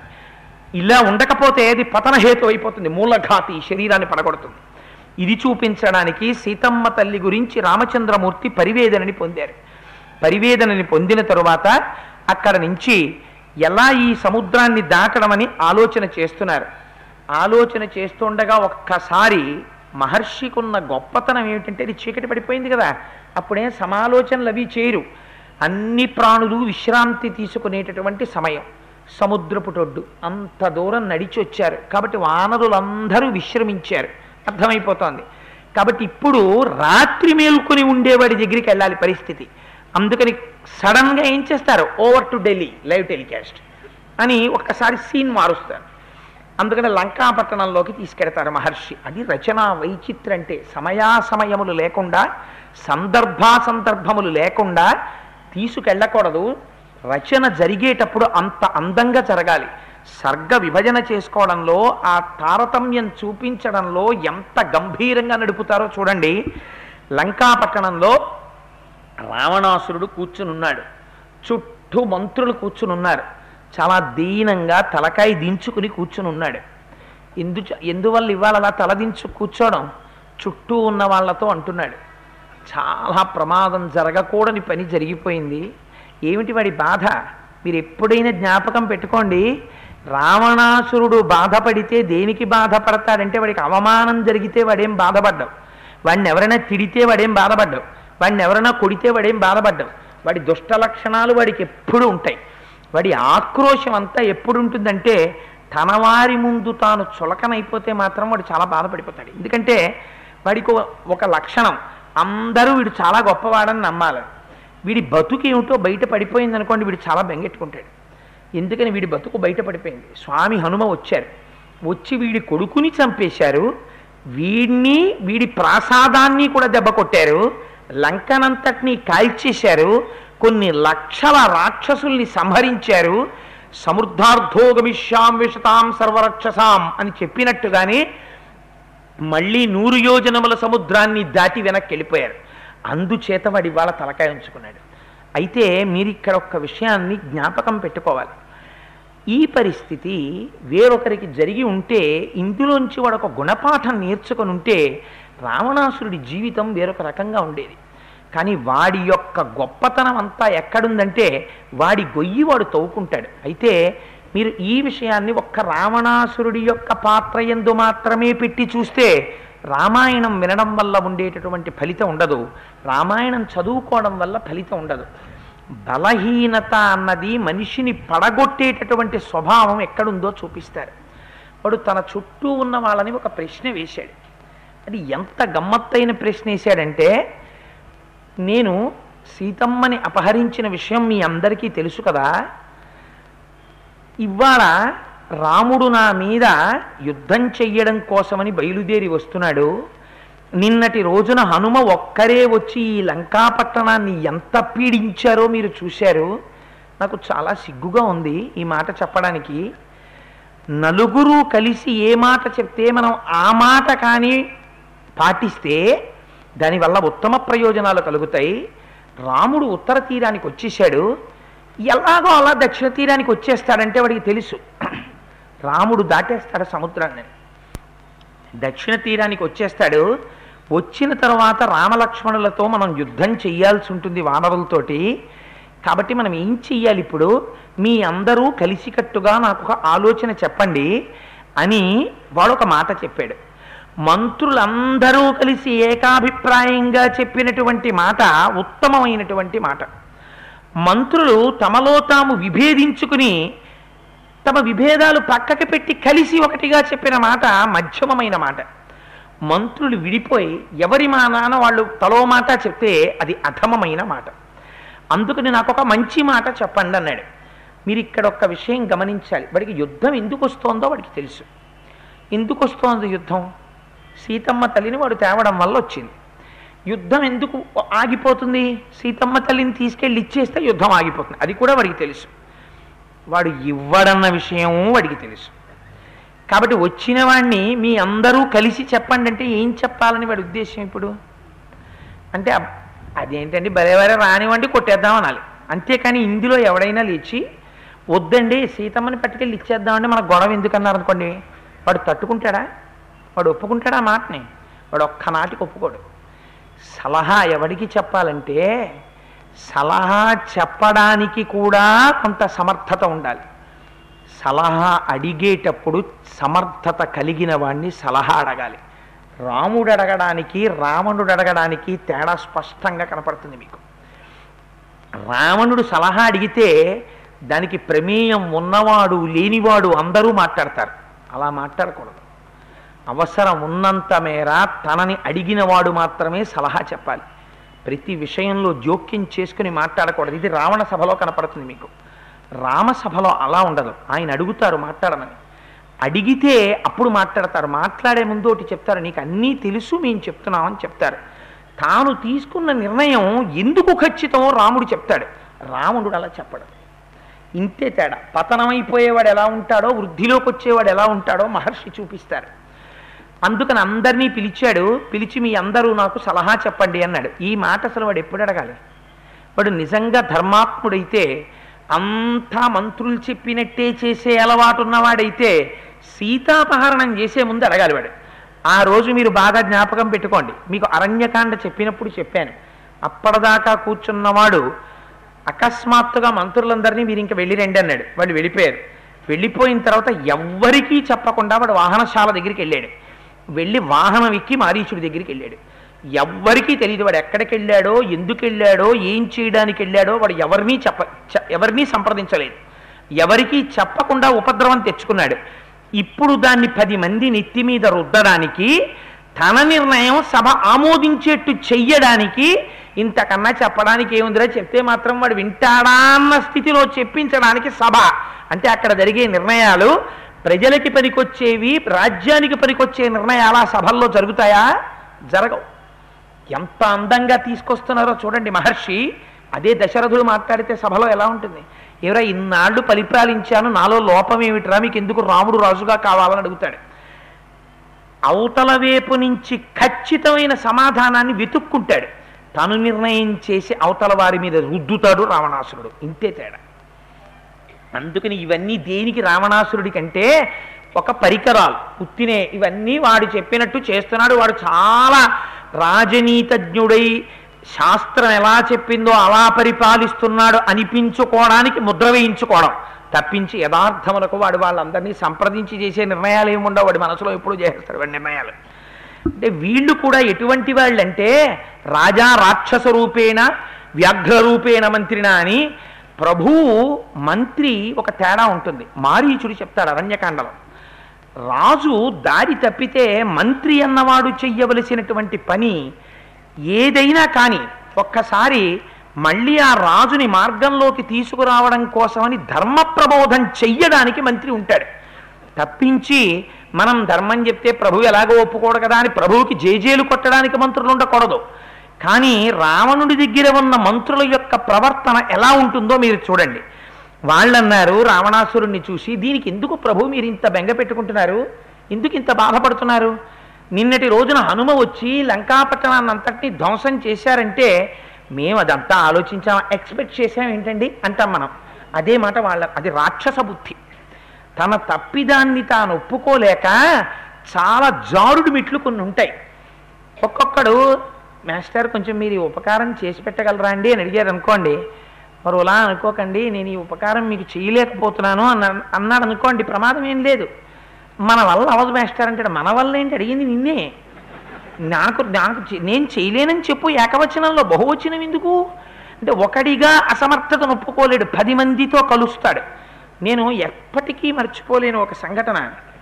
అంటే అమాయకత్వం జ్ఞానం అంటే ఎలా ఉంటుందంటే, నేను విశాఖపట్నంలో ఆంధ్రా బ్యాంక్లో ఉద్యోగం చేసే రోజుల్లో సాయంకాలం ట్రైన్లో ఇంటికి వచ్చాక, ఆ రోజుల్లో కాఫీ అలవాటు ఉండేది కాదు, మా అమ్మగారు పాలు అక్కడ ఎడితే తాగుదాం అనుకున్నాను. చిన్న పిల్ల ఉండేది జ్యోత్స్న అని పక్కింట్లో. అది పరిగెత్తుకుంటూ మామయ్య గారు మామయ్య గారు అంటుండేది. మామయ్య గారు అంటూ పరిగెత్తుకొచ్చింది. అది రావడంలో పాలు తన్నేసి ఏడుస్తోంది, పాలు పడిపోయాను. మా అమ్మ లోపల నుంచి వచ్చింది, ఏరా పాలు పడేసామంది. అమ్మ పాలు పడిపోయామ్మా అన్నాను. అంటే అదేంది ఏడుస్తూ, పాలు పడిపోలేదమ్మమ్మ నేను తన్నేశానంది. పాలు పడిపోలేదమ్మమ్మ పాలు తన్నేశానికి పాలు పడిపోయాయికి ఎంత తేడా ఉంది. పాలు పడిపోయా, పాలు పడిపోలేదు, నువ్వు తన్నేస్తే పాలు పడిపోయాయి. మనం కాఫీ ఒలికిపోయిందంటాం, నువ్వు తాగేస్తేనే తాగేశానంటాం. కాఫీ ఎందుకు ఒలికిపోతుంది? కాఫీ ఒలికిపోలేదు, నువ్వు ఒలకబోసేసావు. పొరపాటున నా చెయ్యి జారి నేనే కాఫీ ఒలకబోసాను అనం. మనం జీవితంలో అబద్ధం అంతగా అలవాటైపోయింది. అలవాటైపోయి కాఫీ ఉలికిపోయింది, నీళ్లు ఉలికిపోయాయి, పాలు ఉలికిపోయాయి. జరిగిన కర్మ చెప్తాడు, కారణం చెప్పడు, దాస్తాడు. ఎలా పడిపోయాయి అని అడగాలి. తినేస్తావు, చెప్పాలా జారిపోయిన చెయ్యి అని అప్పుడు అంటాడు. అది చెప్పడానికి మనసు ఒప్పదు.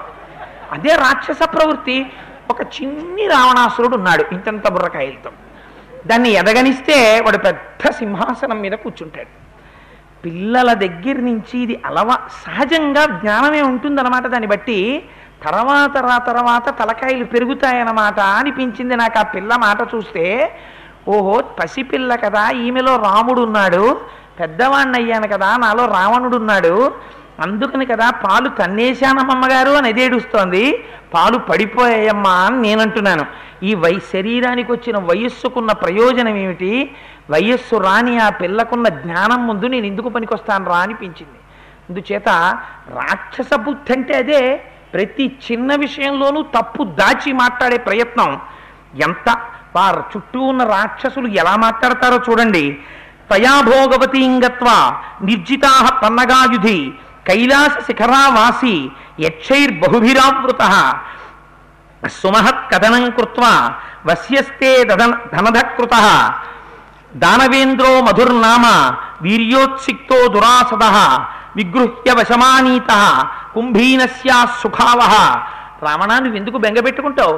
నువ్వు ఒకనాడు తలుచుకుంటే ఉత్తర దిక్కుకు వెళ్ళి హిమాలయ పర్వతాల మీదున్న మీ అన్నయ్య గారైనటువంటి కుబేరుడితో యుద్ధం చేసి ఆయన్ని పట్టుకుని నిగ్రహించి ఓడించి పుష్పక విమానం ఎత్తుకొచ్చావు. ఆయన ఉన్న ఇంట్లోంచి ఆయన్ని తరిమేసి లంకా పట్టణాన్ని నీదిగా స్వాధీనం చేసుకున్నావు. నీ తోడ పుట్టింది, ఆవిడ పేరు కుంభీనస. ఆ కుంభీనస యొక్క భర్త అయినటువంటి వాడు దానవుడు, ఆయన పేరు మధువు. ఆ మధువుని బావగారిని ఓడించి అక్కడి నుంచి తెచ్చుకోవలసిన వస్తువులన్నీ తెచ్చుకున్నావు. బావమరిది బతకగోరుతాడని సామెత. ఎప్పుడూ కూడా అక్క చెల్లెలు ఇంటికి వస్తే గుర్తేమిటంటే ఇంత పసుపు కుంకం కోసం వస్తుంది. అందుకని అందరికన్నా పెద్ద అతిథి ఎవరు అంటే ఇంటికి అల్లుడు వచ్చేంత వరకు బావమరిదే. అక్క చెల్లెల భర్త వస్తే అంత గౌరవంగా చూడాలి. ఎందుకంటే బావమరిది బతకగోరుతాడని పేరు. అందుకే పీటల మీద కూర్చుంటే ముందు పుట్టింటి వారు వచ్చారా అండి అని మామగారు లేకపోతే బావమరితో బట్టలు పెట్టిస్తారు. ఆఖరికి ఒకవేళ ఏదైనా జరగరానిది ఇంట్లో జరిగితే 11వ రోజున స్నానం చేసేసిన తర్వాత బావమరిదిని బట్టలు పెట్టమని బట్టలు కట్టుకుని వస్తాడు. బావా ఎంతసేపు ఏడుస్తూ కూర్చుంటావు, సంసారంలో ప్రవేశించమని అడుగుతాడు. బావమరిది యొక్క పదవి అంత గొప్పది. ఆఖరికి ఆయన కూతురు బుట్టలో కూర్చోపెట్టి ఎత్తాలంటే మేనమామల ముద్దు మేలైన ముద్దు, వాడు వచ్చి ఆ బుట్ట ఎత్తుతాడు. ఇంత గొప్ప పదవిలో ఉండవలసిన రావణాసురుడు అప్పచెల్లెలి భర్తని కొట్టి బావగారిని కొట్టి అక్కడి నుంచి వస్తువులు తెచ్చుకున్నాడు. వాడి వీరోచిత కర్మలు వీళ్ళు చెప్తున్నారు. అది చెప్పడానికి మంత్రులు సిగ్గుపడాలి. వాళ్ళు దీన్ని కీర్తిస్తున్నారు. మీ అన్నయ్యని కొట్టావు, లంక తెచ్చావు. మీ అన్నయ్యని కొట్టావు, పుష్పక విమానం తెచ్చావు. మీ చెల్లెల్ని కొట్టావు, మధువును ఓడించావు. నిర్జితాస్తే మహాభాగో నాగాగత్వారసాతలం వాసుకి తక్షక శంభో జటీచ వశమాహృత. ఇక్కడతో వదిలిపెట్టలేదు, పాతాళలోకానికి వెళ్ళావు. పాతాళలోకానికి వెళ్ళి పాతాళలోకంలో ఉండేటటువంటి నాగులందరినీ గెలిచావు. అక్కడ తక్షకి, శంఖుడు, జటి మొదలైనటువంటి వాళ్ళందరినీ ఓడించావు. అపారమైనటువంటి కీర్తి గడించావు. వాళ్ళతో వదిలిపెట్టావా? అక్కడతో వదిలిపెట్టలేదు. అక్కడి నుంచి దేవేంద్రలోకానికి వెళ్ళావు, దేవేంద్రుడిని ఓడించావు. అక్కడి నుంచి ఇంకా దారుణం యమలోకానికి వెళ్ళావు, యమధర్మరాజు గారిని ఓడించావు. యముడు నిన్ను చూసి పరిగెత్తి పారిపోయాడు.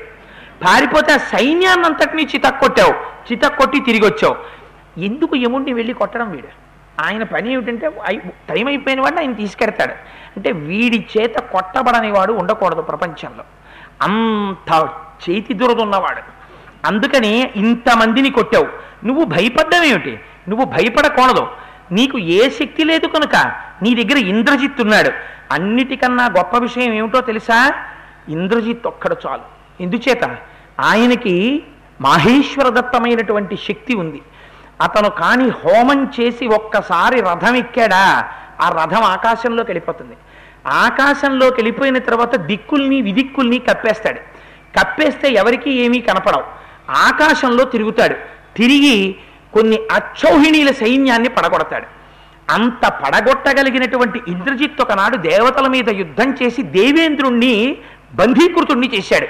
బంధీకృతుణ్ణి చేసి రథం ఎక్కించి తీసుకొచ్చి లంకలో పారేశాడు. పారేస్తే చతుర్ముఖ బ్రహ్మగారు వచ్చారు. తప్పురా, దేవేంద్రుణ్ణి కట్టి తీసుకురావడం ఏమిట్రా లంకకి, ఆయన పదవిలోకి ఆయన్ని పంపించేయండిరా అంటే వీడు పేరు ఎట్టుకున్నాడు. నా పేరు ఇంద్రజిత్ అన్నాడు. వాడు అప్పటి నుంచి ఇంద్రుణ్ణి గెలిచి కట్టి తీసుకొచ్చాను, అందుకని నా పేరు ఇంద్రజిత్ అన్నాడు. అందుకని అటువంటి ఇంద్రజిత్ ఉన్నాడు. ఆ ఇంద్రజిత్ కానీ యుద్ధానికి వెళ్ళాడా? ఇద్దరు రాజకుమారులు, వాళ్ళు ఎక్కడ నిలబడతారు? పైగా పూర్వం ఈ భూమండలం మీద ఎందరో ఉత్సాహవంతులైన రాజకుమారులు కొన్ని లక్షల మంది ఉండేవారు. వాళ్ళందరూ రావణ నీ చూపు పడనన్నాళ్ళు బతికారు. నువ్వు ఎంతమందిని చంపేశావు? ఏమిటి కారణం? కారణం ఏం లేదు, చంపేశాడు. మయుడని ఒక దానవుడు ఉండేవాడు. ఆయనకో కూతురు ఉండేది, ఆవిడ పేరు మండోదరి. ఆ మయుడు ఒక రోజున ఆ మండోదరిని తీసుకుని అరణ్యంలో వెళ్ళిపోతున్నాడు. ఈయన అటుగా వెళ్ళిపోతున్నాడు. ఈ మయుణ్ణి చూశాడు, మండోదరిని చూశాడు. చాలా బాగుంది అమ్మాయి, నాకు ఇస్తావా ఇవ్వవా అన్నాడు. వీడికి భయపడిపోయి ఆ మండోదరిని ఇచ్చి వివాహం చేశాడు. ఆవిడ్ని తీసుకొచ్చి పట్టమహిషం చేసుకున్నాడు. వీడు సంపాదించుకున్నది ఆఖరికి భార్యతో మొదలుపెట్టి వీడి ఇంట్లో ఉన్న ప్రతి వస్తువు ఇంకోళ్ళని కొట్టి తీసుకొచ్చి పెట్టినవి.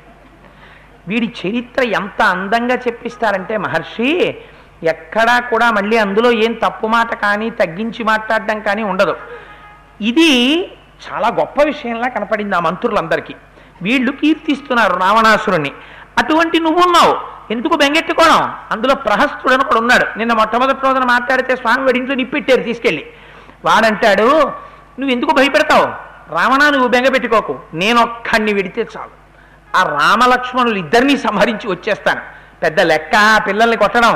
నిన్నటి రోజున హనుమని పట్టుకోలేకపోయామంటే దానికి ఒక కారణం ఉంది, మేమందరం ఏం చేస్తుందిలే వానరం అని చెప్పి ప్రమత్తంగా ఉన్నాం, ఏదో అల్లరి చేశాడు, ఆ కోతి ఏం చేస్తుంది అనుకున్నాం, పారిపోయింది. మేము సరిగ్గా పట్టించుకోలేదు కాబట్టి పారిపోయింది. అదే వీడు బ్యాచ్ ఆఫ్టర్ బ్యాచ్ పంపించాడు నిన్న. వీడు తన దోషాన్ని గుర్తెరగడు, విచక్షణ రహితంగా ప్రవర్తిస్తారు. అలా ప్రవర్తించే వాళ్ళని చుట్టూ పెట్టుకున్నవాడు వీడు దేనికి పనికొస్తాడు? నిజంగా రామలక్ష్మణులు వచ్చిన రోజున వీడు బ్రతికి బట్ట కట్టడు. అందుకే అత్యంత ప్రమాదకరమైనదేది అంటే నిన్ను నిరంతరము పొగడ్డమే పనిగా ఉన్నవాడు పక్కనుంటే నీవు గోతులో పడిపోతున్నట్టే లెక్క. ఎందుచేత బుద్ధికి అలవాటైపోతుంది, ఇంకా అస్తమానం పొగిడించుకోవడం. ఎప్పుడో ఎవడో మంచికి ఒక సలహా చెప్పడానికి వచ్చిన దీనికి అలవాటు పడిపోతే మనస్సు ఆ మాట తలకెక్కదు.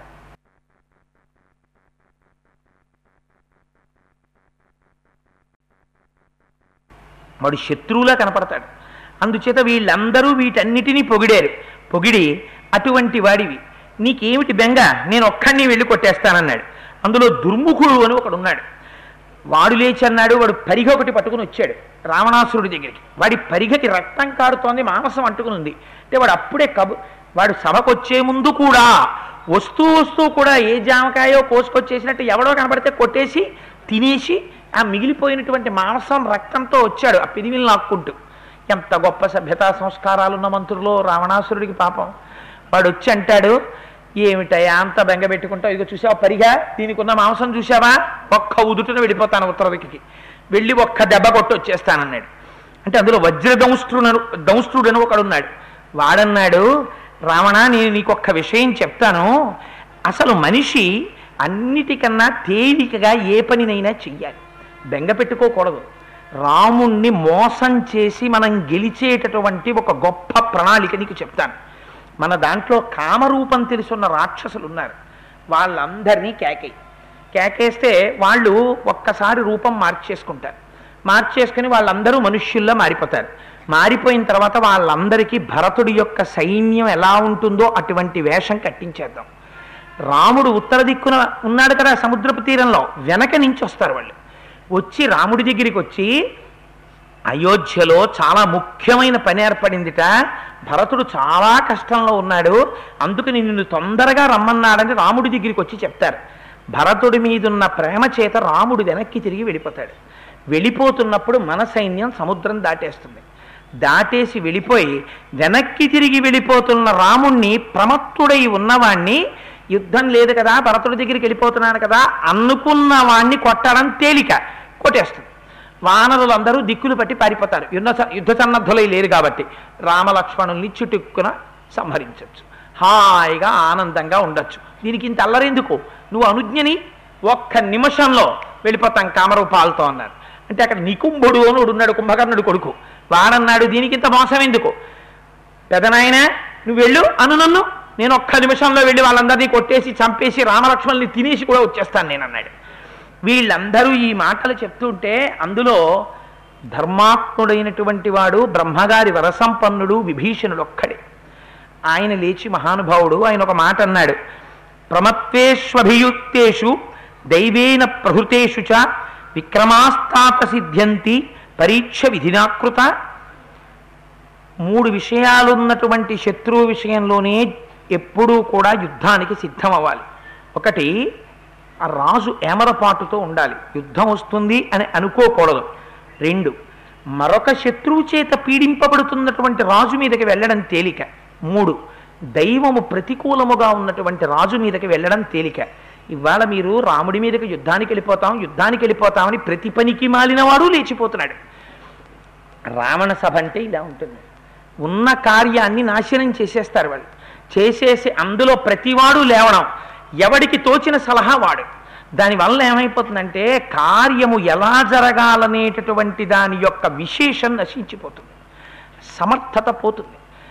అలా కాకుండా ఒకవైపుకి తీసుకెళ్ళగలిగిన ఆలోచనతో నియంత్రించి మాట్లాడతాడు రామచంద్రమూర్తి, అది లోపిస్తుంది రావణుడి దగ్గర.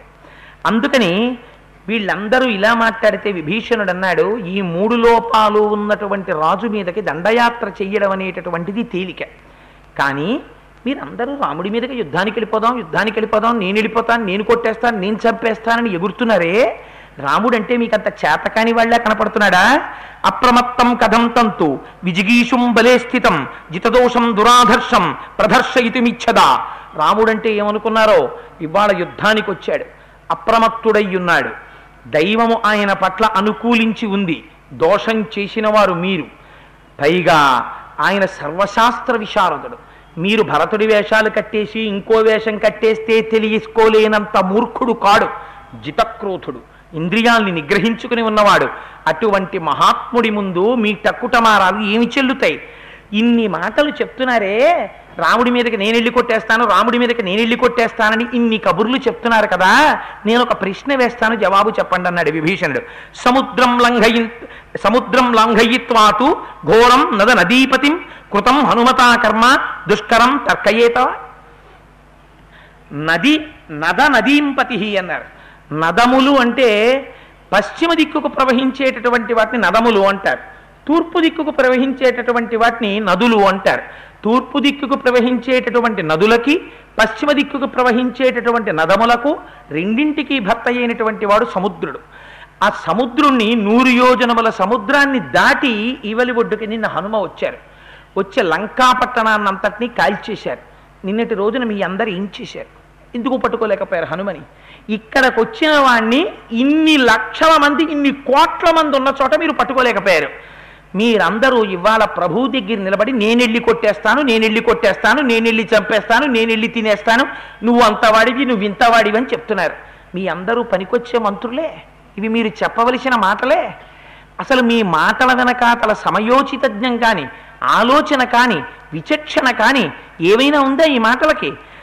పైగా అపరిమేయాని వీర్యాణి చ నిశాచరాః పరేషాం సాహసావజ్ఞ నకర్తవ్యా కథంచన. ఎప్పుడూ కూడా యుద్ధానికి వెళ్లే ముందు శత్రు సైన్యం యొక్క బలం ఎలా ఉంటుంది అన్నది జాగ్రత్తగా అంచనా వెయ్యాలి. అందులో పక్షపాత బుద్ధి ఉండకూడదు. శత్రువుకి ఇంత బలం ఉంది అని అంచనా కట్టుకుని తత్తుల్యం మనం కాము అనుకుంటే వేరొక పద్ధతిని అనుసరించాలి. శత్రువు కన్నా మనకి బలం ఉన్నది అనుకుంటే ఆనాడు యుద్ధానికి వెళ్ళాలి. అసలు శత్రువు బలం ఏమిటో, ఎంతమంది వస్తున్నారో, ఎవరెవరిటువంటి వారో, అందులో ఎంతమంది ఉన్నారో మీరెవరైనా ఏమైనా అంచనా కట్టారా? ఏమీ తెలియదు. మీ అందరు ఏం చెప్తున్నారు? నేను వెళ్ళిపోతాను చంపేస్తాను. ఎవరి మానాన వాళ్ళు ఈ మాట మాట్లాడేవారే. కించ రాక్షస రాజస్య రామేణాపకృతం పురా అజహార జనస్థాన యస్య భార్యాం యశస్వినః. మీరు ఒక్క మాట ఆలోచించండి. రాముడు యుద్ధానికి వచ్చాడు. ఇవాళ రాముడు యుద్ధానికి రావలసినటువంటి అవసరం ఎందుకు వచ్చింది? రాముడు యుద్ధానికి వచ్చాడంటే రామచంద్రమూర్తి యొక్క భార్య అయిన మహాపతివ్రత సీతమ్మ తల్లిని మా అన్నగారైన రావణాసురుడు ఎత్తుకొచ్చి అశోకవనంలో పెట్టాడు. పెట్టడం వల్ల రాముడు తన భార్యని విడిపించుకోవడానికి యుద్ధానికి వస్తున్నాడు. ధర్మం ఎవరి పట్ల ఉంది? ధర్మం రాముడి పట్ల ఉంది. ధర్మం ఎక్కడుంటే దేవతలు అక్కడుంటారు. దేవతల అనుగ్రహం ఎవరికి ఉంటుంది? రాముడికి ఉంటుంది. మీరు ఎలా యుద్ధానికి వెళ్ళిపోదాం అనుకుంటున్నారు రాముడి మీద?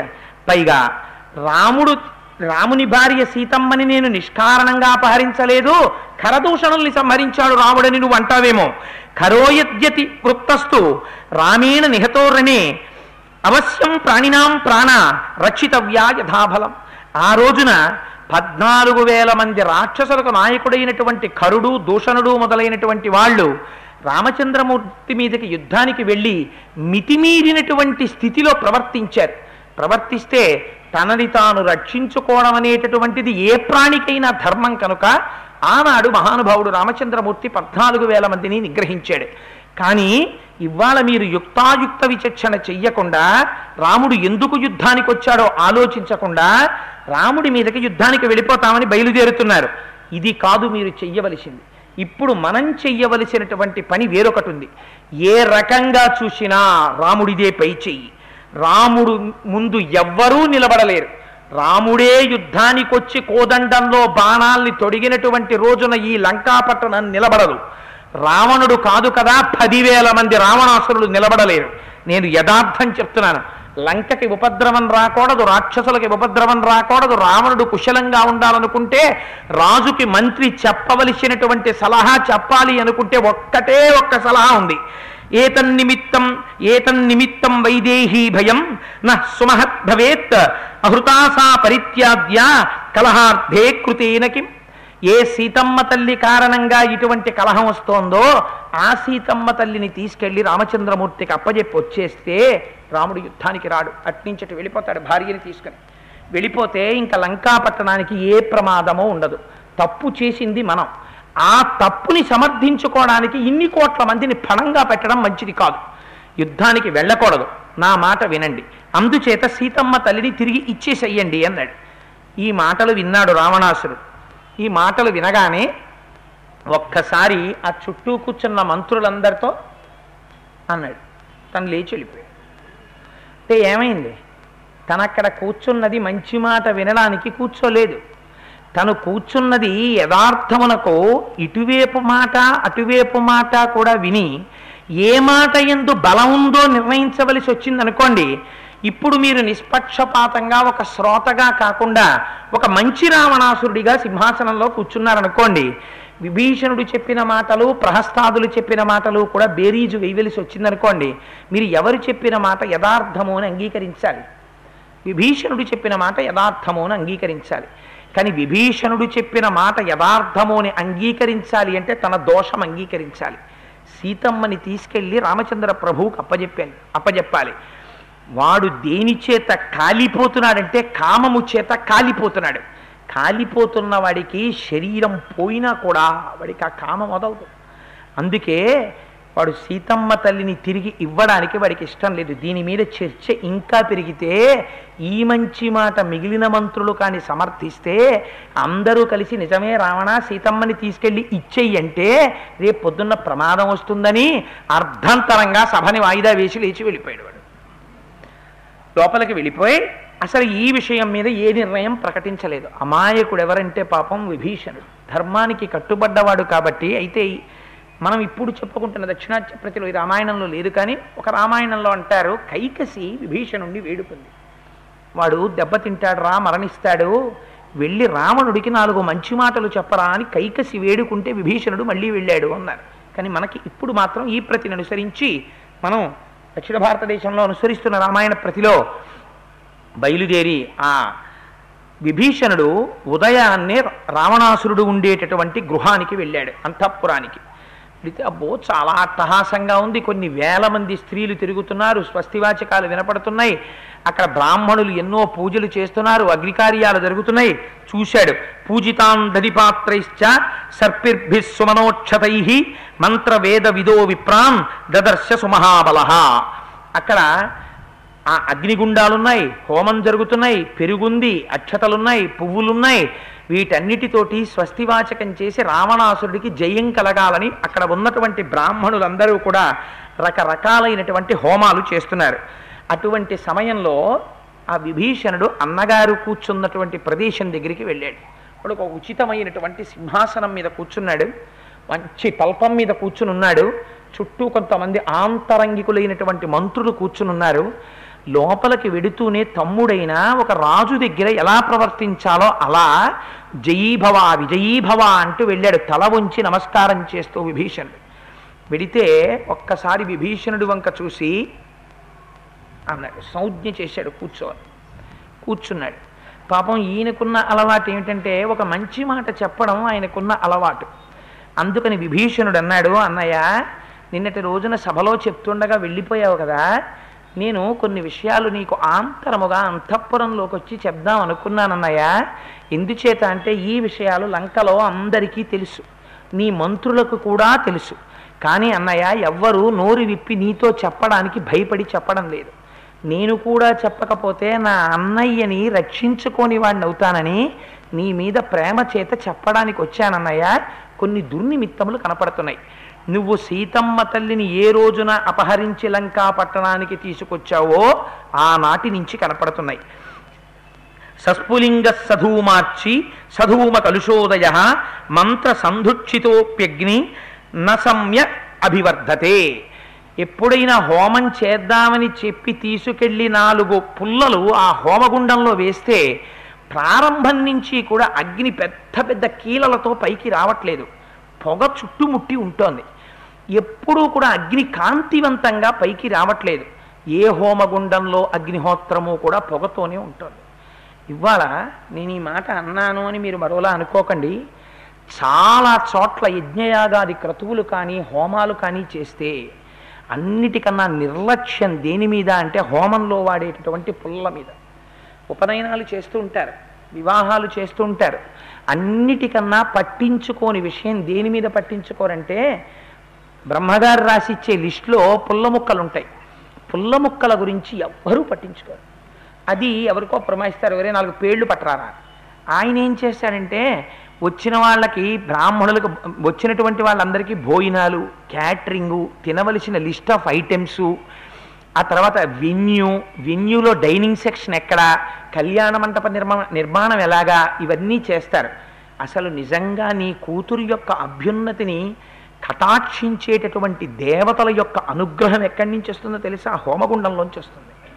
హోమగుండంలోంచి రావాలంటే అగ్నిహోత్రపు కీలలు సరిగ్గా రావాలి, అందులోంచి పొగ రాకూడదు.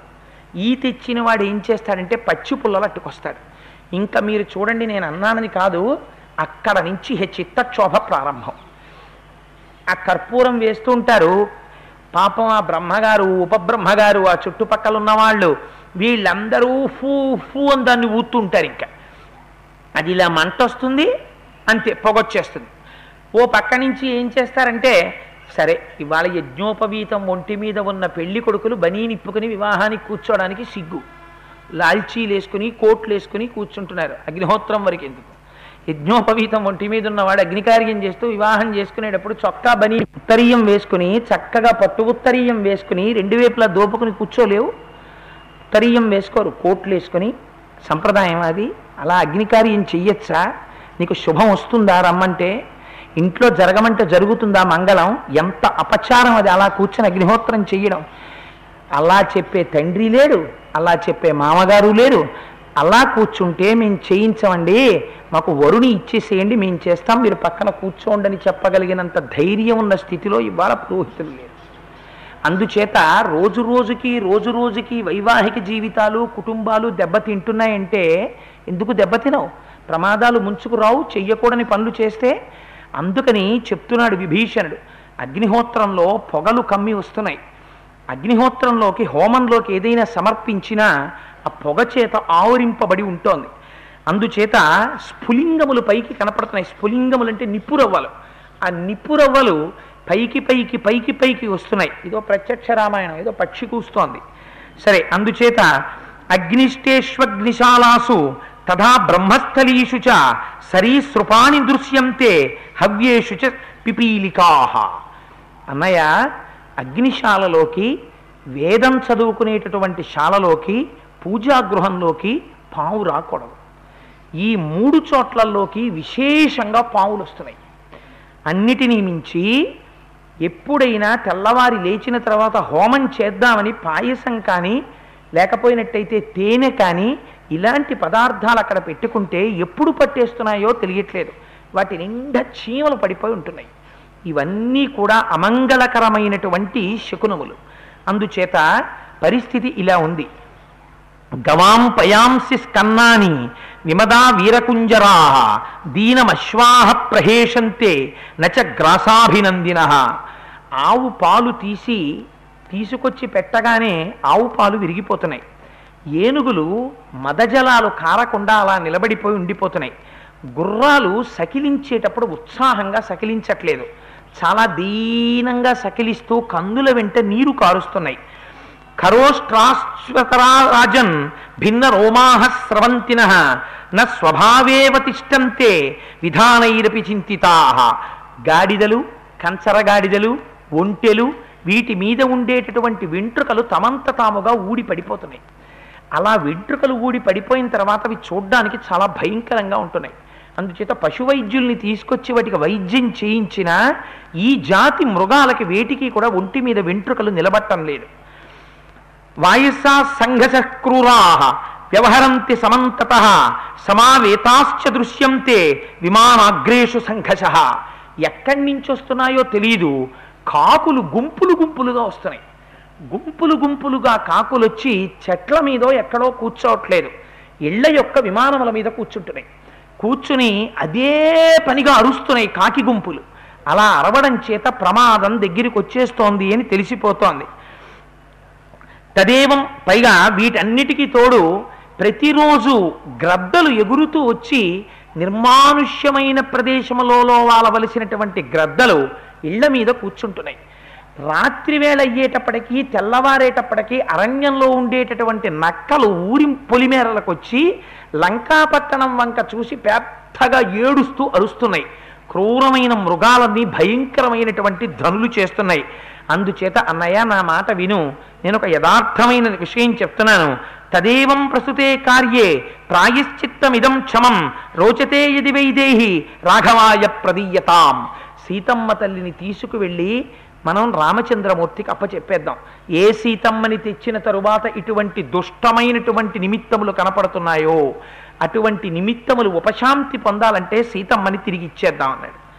అనేసరికి విభీషణుడు వంక కొర్ర చూశాడు. పొద్దున్నే ఇంటికి వచ్చి మళ్ళీ మొదలెట్టాడు రా వీడి సతాయింపని అని అన్నాడు.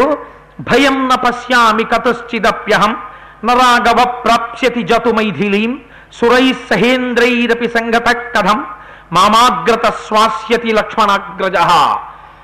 నీకెక్కడ కనపడుతున్నాయిరా ఇవన్నీ? ఎక్కడా కనపట్టలేదు లక్కలో. ఒక్క మాటతో తేల్చేశాడు. ఈయన ఇంత తల కొట్టుకు చెప్తే ఎక్కడ చూసావు ఇవన్నీ? ఎక్కడ లేవు లక్కలో. ఈ శకునాలు ఏమీ కనపట్టలేదు. ఇంకొక విషయం చెప్పనా, దేవేంద్రుణ్ణి కూడా తీసుకుని రాముడు వచ్చిన యుద్ధానికి సీతమ్మని తిరిగి ఇవ్వను. అందుచేత నువ్వు ఇక్కడి నుంచి బయలుదేరి వెళ్ళిపోవచ్చు, సీతమ్మని ఇవ్వనన్నదే నా నిర్ణయం అని చెప్పాడు. ఏం చేస్తాడు పాపం విభీషణుడు? ఒకటికి 2 మాటలు చెప్పాడు. అప్పుడే మళ్ళీ ఇంటికి వచ్చి తల వంచుకొని తిరిగి వెళ్ళిపోయాడు. వెళ్ళిపోయిన తర్వాత కబురొచ్చింది. సబభూవ కృశో రాజా మైథిలీ కామమోహిత అసమ్మానాచ్చ సుహృదాం పాప పాపేన కర్మణ. ఎక్కడి నుంచి తరువుకుంటూ అశుభం వచ్చేస్తుందో చెప్పేస్తున్నారు మహర్షి.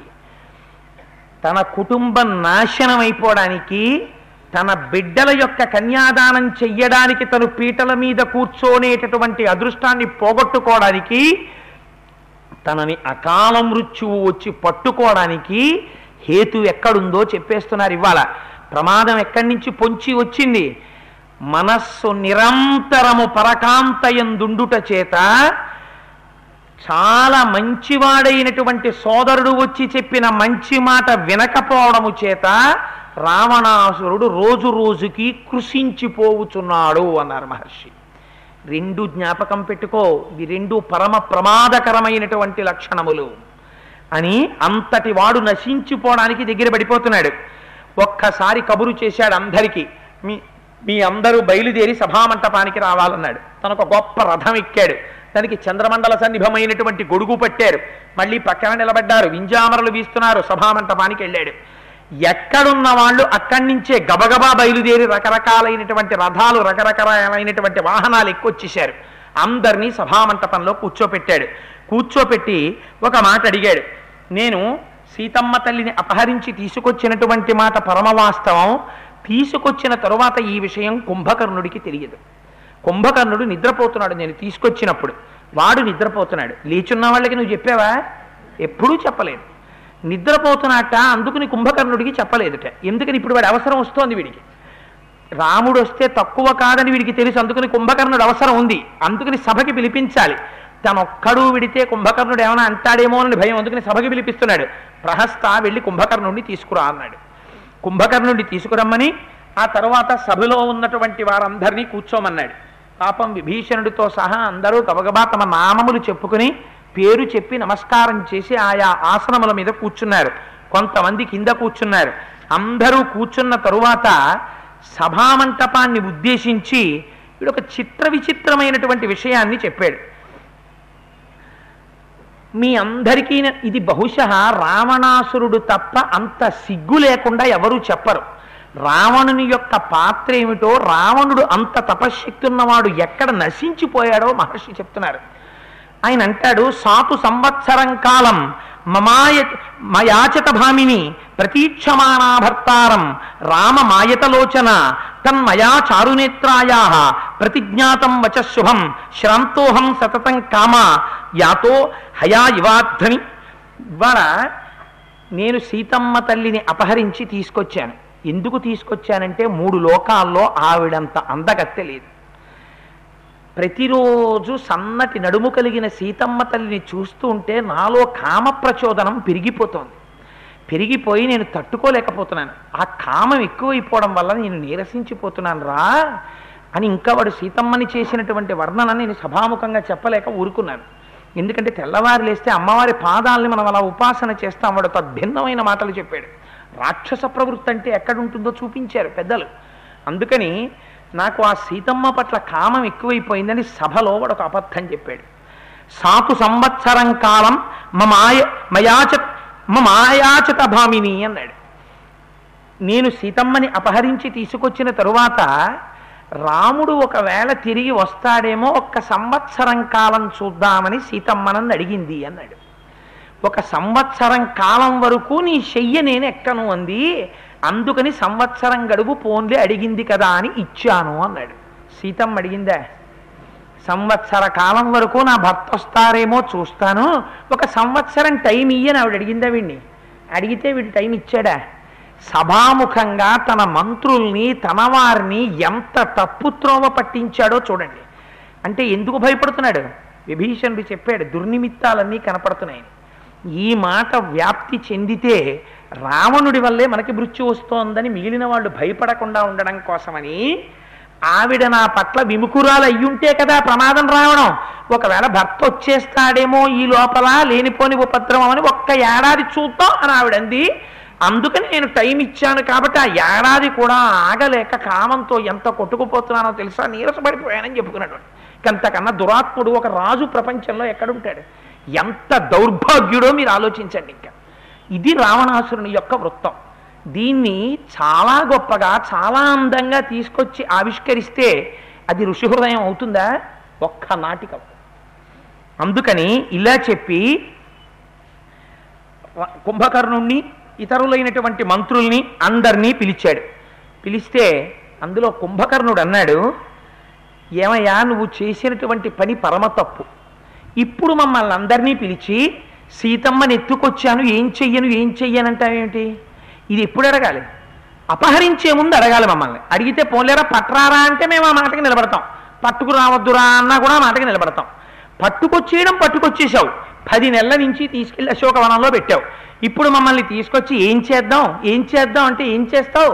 ఇచ్చేయమంటే ఇచ్చేస్తావా? ఎలాగో ఇవ్వవు. న్యాయేన రాజకార్యాన్ని ఎక్కరోతి దశానన నస సంపత్యసే పశ్చ నిశ్చితార్థమతి నృప. ఒక రాజు తను ఒక నిర్ణయం చేసే ముందే న్యాయాన్యాయములను బాగా ఆలోచించాలి, చేసి నిర్ణయం చెయ్యాలి. అలా చెయ్యకుండా చపలస్యతు కృత్యేషు ప్రసమీక్షాధికం బలం ఛిద్రమన్య ప్రపద్యంతే క్రౌంచస్యఖమ విజాహ. పూర్వం సుబ్రహ్మణ్యేశ్వర స్వామి వారు క్రౌంచ పర్వతానికి కర్ణం చేస్తే అందులోంచి పక్షులు వెళ్ళిపోయినట్టు యుక్తాయుక్త విచక్షణ లేకుండా చపల చిత్తంతో రాజు కానీ నిర్ణయం చేస్తే అందులోంచి బయట ఉన్నటువంటి వారు ప్రయోజనాన్ని పొందుతారు. ఇవాళ నువ్వు తొందరపడి సీతమ్మని తీసుకొచ్చేసావు. ఇంకా నీ అదృష్టం బాగుంది కాబట్టి విషం తిన్న అన్నవాడు బతికున్నట్టు, విషంతో కలిసిన అన్నం తిన్నవాడు బతికున్నట్టు ఇంకా రాముడి చేతిలో చచ్చిపోకుండా బతికున్నావు. ఏదో చేశావు, తప్పే నువ్వు చేసింది. అయినా నేను ఒక్క మాట చెప్తాను, సరే ఇంకా ఇంత బెంగెట్టుకుని ఓహో ఇలా బాధపడిపోకు. హాయిగా లోపలికి వెళ్ళి ఆ మద్యం తాగి నీ కాంతలతో సుఖంగా విహరించు. నేనున్నాను కదా, ఇంద్రుణ్ణి కూడా ఓడించగలను. నేను వెడతాను. వెళ్ళి ఆ రామలక్ష్మణులు ఇద్దరినీ సంహరించి, చాలా ఆకలిగా ఉంది, ఆ వానరులందరినీ తినేసి వచ్చేస్తాను. అందుకని నేను బయలుదేరుతాను, ఇంకా నువ్వేమీ బెంగ పెట్టుకోకుండా హాయిగా కూర్చో అన్నాడు.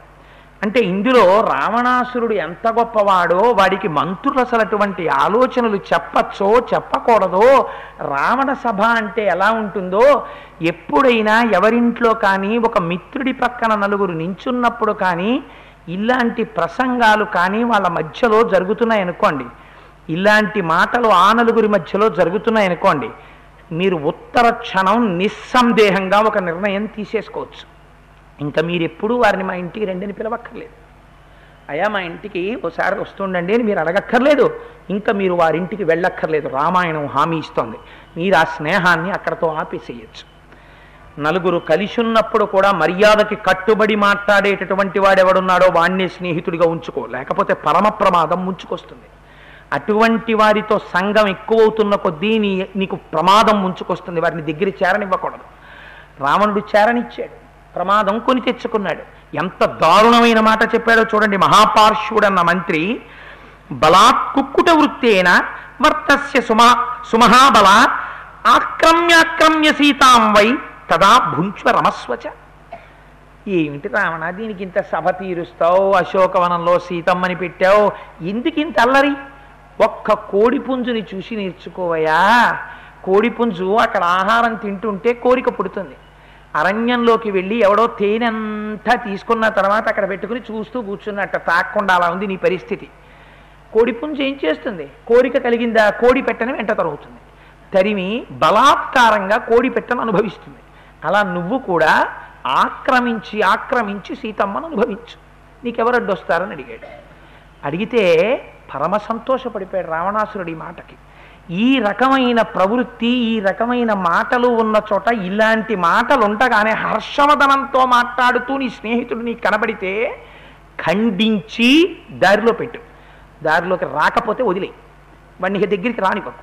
నీ జీవితం వృద్ధిలోకి రావాలంటే దగ్గరికి పిలిచాడు. వాడిని పిలిచి ఏవముక్తస్తదా రాజా మహాపార్శ్వేన రావణ తస్య సంపూజయన్ వాక్యం ఇదం వచనమబ్రవీత్.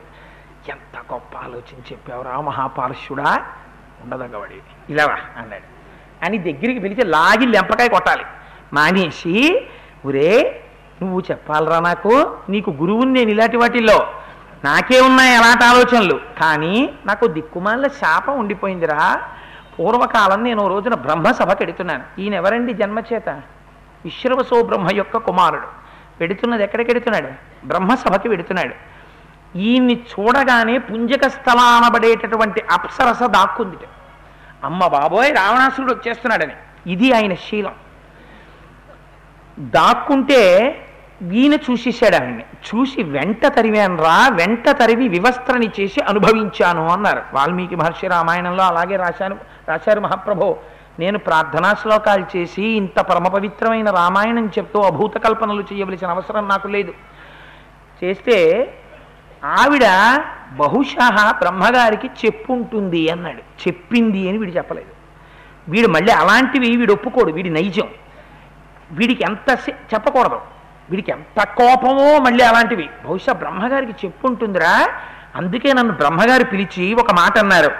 అద్య ప్రభృతి యామన్యాం బలాం నారీం గమిష్యసి తదాతే శతధామూర్ధ భరిష్యతి న సంశయ. ఇక ముందు ఎప్పుడైనా నీయందు మనస్సు లేని స్త్రీని నువ్వు బలాత్కారంగా అనుభవిస్తే ఉత్తర క్షణం నీ శిరస్సు 100 వ్రక్కలైపోతుందని చతుర్ముఖ బ్రహ్మగారు శపించారు. అందుకని నేను సీతమ్మ తల్లి జోలికి వెళ్ళలేకపోయాను రా అని చెప్పాడు వాడు మహాపార్శ్వుడితోటి. చెపితే ఈ మాటలు విని సభని చూసి ఆశ్చర్యపోయాడు. పాపం ఉన్నది ఒక్కడే మహానుభావుడు విభీషణుడు. ఆయన మళ్ళీ లేచాడు. లేచి ఇంకా ఈసారి బాధ తట్టుకోలేకపోయాడు. ఏమిట్రా ఈ దిక్కుమాలిన సభ, దిక్కుమాలిన అన్నగారు, దిక్కుమాలిన మాటలు, ఇలాంటి చోట ఉంటే ఎంత, ఊడిపోతే ఎంత. అందుకే ఒక మాట చెప్పాడు, నా భార్యని, నా బిడ్డల్ని, నా అన్నయ్యని వదిలొచ్చేశాను రామా అని దగ్గరికి అన్నాడు. ఇన్ని కోట్ల మందిని వదిలేడిపోయాడు కాబట్టి బతికిపోయాడు. వాళ్ళతో మొహమాటానికి కలిసి ఉంటే బూడిదైపోయి ఉండేవాడు విభీషణుడు కూడా. అందుకే నిర్ద్వంద్వంగా అది ప్రమాదకరమైన పోకడ. అలాంటి మాటలు నోటి వెంట వచ్చిన చోట, ఇలాంటి మాటలు నలుగురు కలిస్తే మాట్లాడుకున్న చోట వారిని నీ స్నేహితులని చెప్పవద్దు, వాడిని నీ ఇంటికి రానివ్వకు. ఎందుకనంటే ప్రభు అన్న వాడికి ఒక మర్యాద ఉండాలి. ఒక వయస్సు వచ్చిన తర్వాత మనిషి అన్న వాడికి ఒక మర్యాద ఉండాలి. 50 ఏళ్ళు ఒంటికి వచ్చిన తరువాత నా స్నేహితుడు ఒక ఊరు వెడుతూ ఉంటే, కోటేశ్వరారు నేను అకస్మాత్తుగా ఊరెళ్ళవలసి వస్తోంది, తెల్లవారుజామున వెళ్ళిపోతున్నానండి, మా అమ్మాయిని ఒక్క 4 రోజులు మీ ఇంట్లో పెట్టుకోండి అని ఎంతో సంతోషంగా తీసుకొచ్చి వాళ్ళ అమ్మాయిని నా ఇంట్లో దింపి వెళ్ళగలిగితే నేను బతికున్నట్టు లెక్క మిత్రుడిగా. అంతేకాని అయ్యో పిల్లని ఎక్కడ పెడదాం పరీక్షలు అన్న ఆలోచన వస్తే అమ్మో వాడి ఇంట్లో పెట్టడమే వద్దు వద్దు అనిపించింది అనుకోండి, వాడికి 50 ఏళ్ళు వస్తే ఎవడికి కావాలి, 60 ఏళ్ళు వస్తే వాడికి కావాలి, వాడు ఎంత సంపాదిస్తే ఎవడికి కావాలి, వాడు బతికి చచ్చినట్టు లెక్క. ఎందుచేత వాడికి యుక్తాయుక్త విచక్షణ తెలియదు, ఒకరికి ఆశ్రయం ఇవ్వలేడు, అంత కామప్రచోదనం పొందిన వాడి వాళ్ళ రావణాసుడి పరిస్థితి అంతే. ఆ రావణుడు ఎక్కడో ఉండడు, అందుకే రావణుడి కాష్టం రగులుతూనే ఉంటుంది. ఆ స్థితిలో నువ్వుండి నీ మిత్రుల చేత నువ్వు అలా శంకింపబడితే ప్రమాదమే. ఎందుకు శంకిస్తారు? నీ నోటి మాట వల్ల శంకిస్తారు, నీ ప్రవర్తన వల్ల శంకిస్తారు. నీ నోటి వెంట ఎప్పుడూ గౌరవంగా మర్యాదగా మాట్లాడి మర్యాదగా బ్రతకడం నీకు అలవాటైతే సంతోషిస్తుంది సమాజం, గర్విస్తాడు నీ స్నేహితుడు, నాకు ఇటువంటి స్నేహితుడు ఉన్నాడు అని. అటువంటి మిత్రుడు ఉండడం బలం. అందుకని రామాయణంలో రావణాసురుడి పాత్రని అడ్డుపెట్టి చూపిస్తున్నారు ఎవరిని విడిచిపెట్టాలో మనకి. అందుకని విభీషణుడు ఈ మాట విన్నాడు. విని ఎంత బాధ కలిగిందంటే సకుంభకర్ణేంద్రజితౌ నరాజా తథా మహాపార్శ్వ మహోదరౌ వా నికుంభకుంభౌ చ తథాతికాయ స్తతుం నశక్త యధిరాఘవస్య.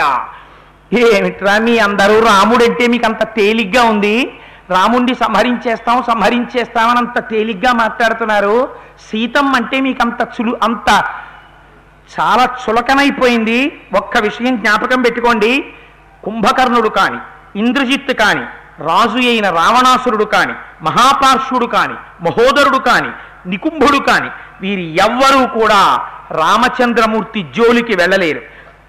నిశమ్యవాక్యంతు విభీషణస్య తత ప్రహస్తో వజనం బభాషే ననోభయం విత్మన దైవతేభ్యో నదానవేభ్యో ప్యథవా కదాచిత్.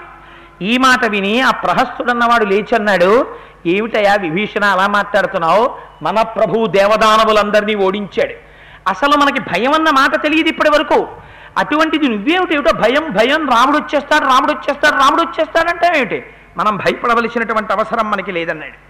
అంటే విభీషణుడు అన్నాడు, ధర్మ ప్రధానస్య మహారథస్య ఇక్ష్వాకువంశ ప్రభవస్య రాజ్ఞః పురోస్య దేవాశ్చ తథావిధస్య కృత్యేషు శక్తస్య భవంతి మూఢాః. ఇక్ష్వాకు వంశస్థుడైనటువంటి ఆ రామచంద్రమూర్తి పరమధర్మాత్ముడు, మీకు లేనిది ఆయనకున్నది ధర్మం. ధర్మాత్ముడైన రామచంద్రమూర్తి లంకాపట్టణానికి వచ్చి యుద్ధాన్ని ప్రారంభించిన రోజున మీరెవ్వరూ నిలబడలేరు, ఇది పరమ సత్యం. ఎందుకనంటే ధర్మం ఎక్కడుంటుందో అక్కడ విజయం ఉంటుంది, ఉండి తీరుతుంది. నా మాట వినండి, మీరెవరు నిలబడలేరు. తీక్ష్ణానతాయత్తవ కంకపత్ర దురాసదా రాఘవ విప్రముక్తాః భిత్వా శరీరం ప్రవిశంతి బాణాః ప్రహస్తతేనైవ వికత్తసేత్వం. ఇప్పుడు కొంచెం తీవ్రంగా మాట్లాడడం మొదలెట్టాడు విభీషణుడు, ఎందుకంటే ఇది మూడోసారి. తన మాట విన్నవాళ్ళు కనపట్టలేదు. అవునరా ప్రహస్తా, నీకేం తెలుసని మాట్లాడుతున్నావు, నువ్వు కుర్రకుంకవి. ఎప్పుడైనా గ్రద్దరెక్కలు కట్టబడినటువంటి రామబాణములు నీ వక్షస్థలంలో నాటుకుని నీ గుండెలు చీరేసి ఉంటే నువ్వు ఇలా మాట్లాడుండేవాడివి కావు. నువ్వు ఇంకా రుచి చూడలేదు, రామబాణం అంటే ఎలా ఉంటుందో, దాని దెబ్బ అంటే ఎలా ఉంటుందో నీకు తెలియదు కాబట్టి నువ్వు ఇలా ప్రవర్తిస్తున్నావు. ఒక్కసారి ఆ దెబ్బ యొక్క విశేషం ఏమిటో నీకు తెలిస్తే నువ్వు ఇలా ప్రవర్తించవురా అన్నారు. నాకు ఒక్కొక్కసారి అనిపిస్తూ ఉంటుంది, నిజంగా తెలియకపోవడం కూడా ప్రమాదాన్ని తీసుకొస్తుంది. నిజంగా ఒక్కొక్కసారి హీరో హోండాలు మోటార్ సైకిళ్ళ మీద ముగ్గురేసి పిల్లలు పెడుతుంటారు.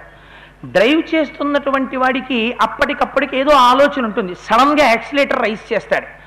స్పీడ్ పెరగగానే చిట్ట చివర కూర్చున్న వాడి ఎంతో బలహీనత ఉంటుంది, బండి ముందుకు వెడితే వాడు వెనక్కి తూలుతాడు.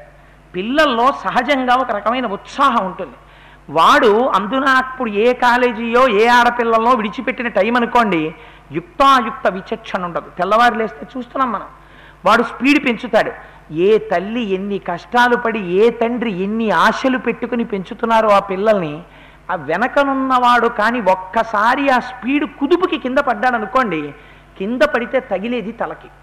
నాకు అనిపిస్తుంది అసలు నిజంగా ఏ పిల్లలు లొంగరు, అది తెలియక అజ్ఞానం చేత.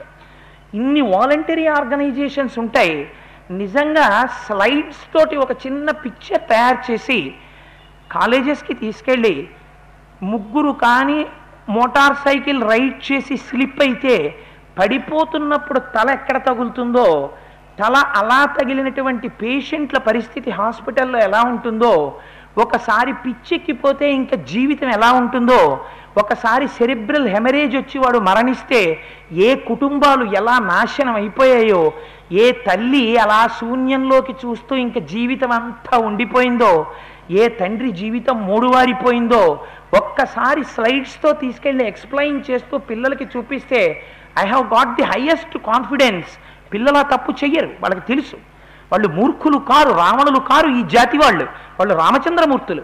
ఒక్కసారి వాళ్ళకి అర్థమయ్యేటట్టు చెప్తే వాళ్ళు ఈ పొరపాటు చేయరు. కానీ ట్రిపుల్స్ వెళ్ళడం తప్పు తప్పు అని మీరు పట్టుకున్నారనుకోండి, వాళ్ళకి తెలియదు, వాళ్ళు చేస్తారు. తెంపరితనం, అది వయస్సుకున్నటువంటి ఉద్రేకం. ఇది మీరు ఒక్కసారి చూపించారనుకోండి, వాళ్ళ పొరపాటు చేయరు. అందుకని విభీషణుడు చెప్తున్నది చాలా ప్రయోగాత్మకంగా మాట్లాడుతున్నాడు. అవునరా, నీకు తెలియదు కాబట్టి నువ్వు ఇలా మాట్లాడుతున్నావు ఇక్కడ కూర్చుని. ఆ రామబాణాలెంత, రాముణ్ణి కొట్టడం ఎంత, రాని రాముణ్ణి అంటున్నావు. ఒక్కసారి గ్రద్దరెక్కలు కట్టబడినటువంటి రామచంద్రమూర్తి బాణము నీ గుండెల్లో గుచ్చుకుంటే నీకు తెలుస్తుంది రామబాణం అంటే ఏమిటో. ఒక్కసారి గుచ్చుకున్నవాడు మాట్లాడాడు మా అన్నయ్యతో. మా అన్నయ్య బయట పెట్టాడు, కానీ రహస్యం ఉంది. చెప్పలా మారీచుడు? రా, వినబడితే పారిపోయాను రా అని చెప్పాడు. నువ్వెంత, నీ బతుకెంతరా, నువ్వు రాముడు గురించి మాట్లాడటమా? తెలివి తక్కువవాడా? ఆనాటి నుంచి ఈనాటి వరకు ప్రహస్తుడు పలికినటువంటి రోషం, ప్రహస్తుళ్ళ దారి తప్పించేవాళ్ళు సమాజంలో లేరు, రెచ్చగొట్టేవాళ్ళు. దాని నుంచి ఉపశాంతి విభీషణుడు లాంటి వాళ్ళు కూడా సమాజంలో తయారు కావాలి. తయారైతేనే సమాజం రక్షింపబడుతుంది అని ఒక మాట చెప్పి, నరావణో నాతి బలస్త్రిశీర్షో నకుంభకర్ణోస్య సుతో నికుంభ నచేంద్రజిత్ దశరథిం ప్రసోఢుం త్వంవారణే శక్ర సమం సమర్థాః. నిజంగా రామచంద్రమూర్తి యుద్ధానికి వస్తే రావణుడు కాని, త్రిశిరసుడు కాని, కుంభకర్ణుడు కాని, నికుంభుడు కాని ఎవ్వరూ నిలబడరు అని ఈ మాట చెప్తే, అక్కడ ఉన్నటువంటి ఇంద్రజిత్ ఒక్కసారి లేచాడు. లేచి, ఒరే, మా తండ్రి ఇంత గొప్ప వంశంలో జన్మించాడు. పాపం విభీషణుడు ఇంకొక మాట చెప్పాడు. పెద్ద శరీరం కలిగిన 1000 తలల పాము ఒకటి మా అన్నయ్యని చుట్టుకుందిరా, మీరు మంత్రులు పాము నుంచి విడిపించి పైకి లేపండ్రా. మంత్రులన్న వాళ్ళు రాజుని పొగడ్డానికి కాదురా, ప్రమాదం నుంచి రక్షించడానికి. అందుకని నా మాట వినండిరా. ఇదం పురాస్యాస్య సరాక్షసస్య రాజ్ఞశ్చ పద్యం సుహృజ్జనస్య సంయజ్ఞి వాక్యం స్వమంతం బ్రవీమి నరేంద్రపుత్రాయ దదామ పత్నీం. ఇది విభీషణుడి చిట్ట చివరి తీర్పు. ఇవాళ నేను లంకకంతటికీ చెప్తున్నాను, మంత్రులందరికీ చెప్తున్నాను, లంకలో ఉన్న రాక్షసులందరికీ చెప్తున్నాను, రాజుకి చెప్తున్నాను. మీరు బ్రతకాలనుకుంటే మీ అందరూ కలిసి ఇప్పటికైనా మాట్లాడడం మొదలు పెట్టండి. ఒక్క నిర్ణయం చేయండి, రావణాసురుడి మీద తిరగబడండి, ఆయనకి బుద్ధి చెప్పండి, సీతమ్మని తీసుకెళ్ళి ఇచ్చేసేయండి, మీరు బతికుంటారు, లేకపోతే నశించిపోతారు రా అని చెప్పాడు. ఎక్కడ నాశనం ఉందంటే చెప్పిన మాట వినకపోవడంలో ఉంది నాశనం. ఎందుకనంటే సీతమ్మ తల్లి ఇదే చెప్పింది. ఏరా, ఇక్కడ ఇహసంతోన వాసంతి సతోబామానువర్తసే తదాహి విపరీతాతే బుద్ధిరాచార వర్జిత.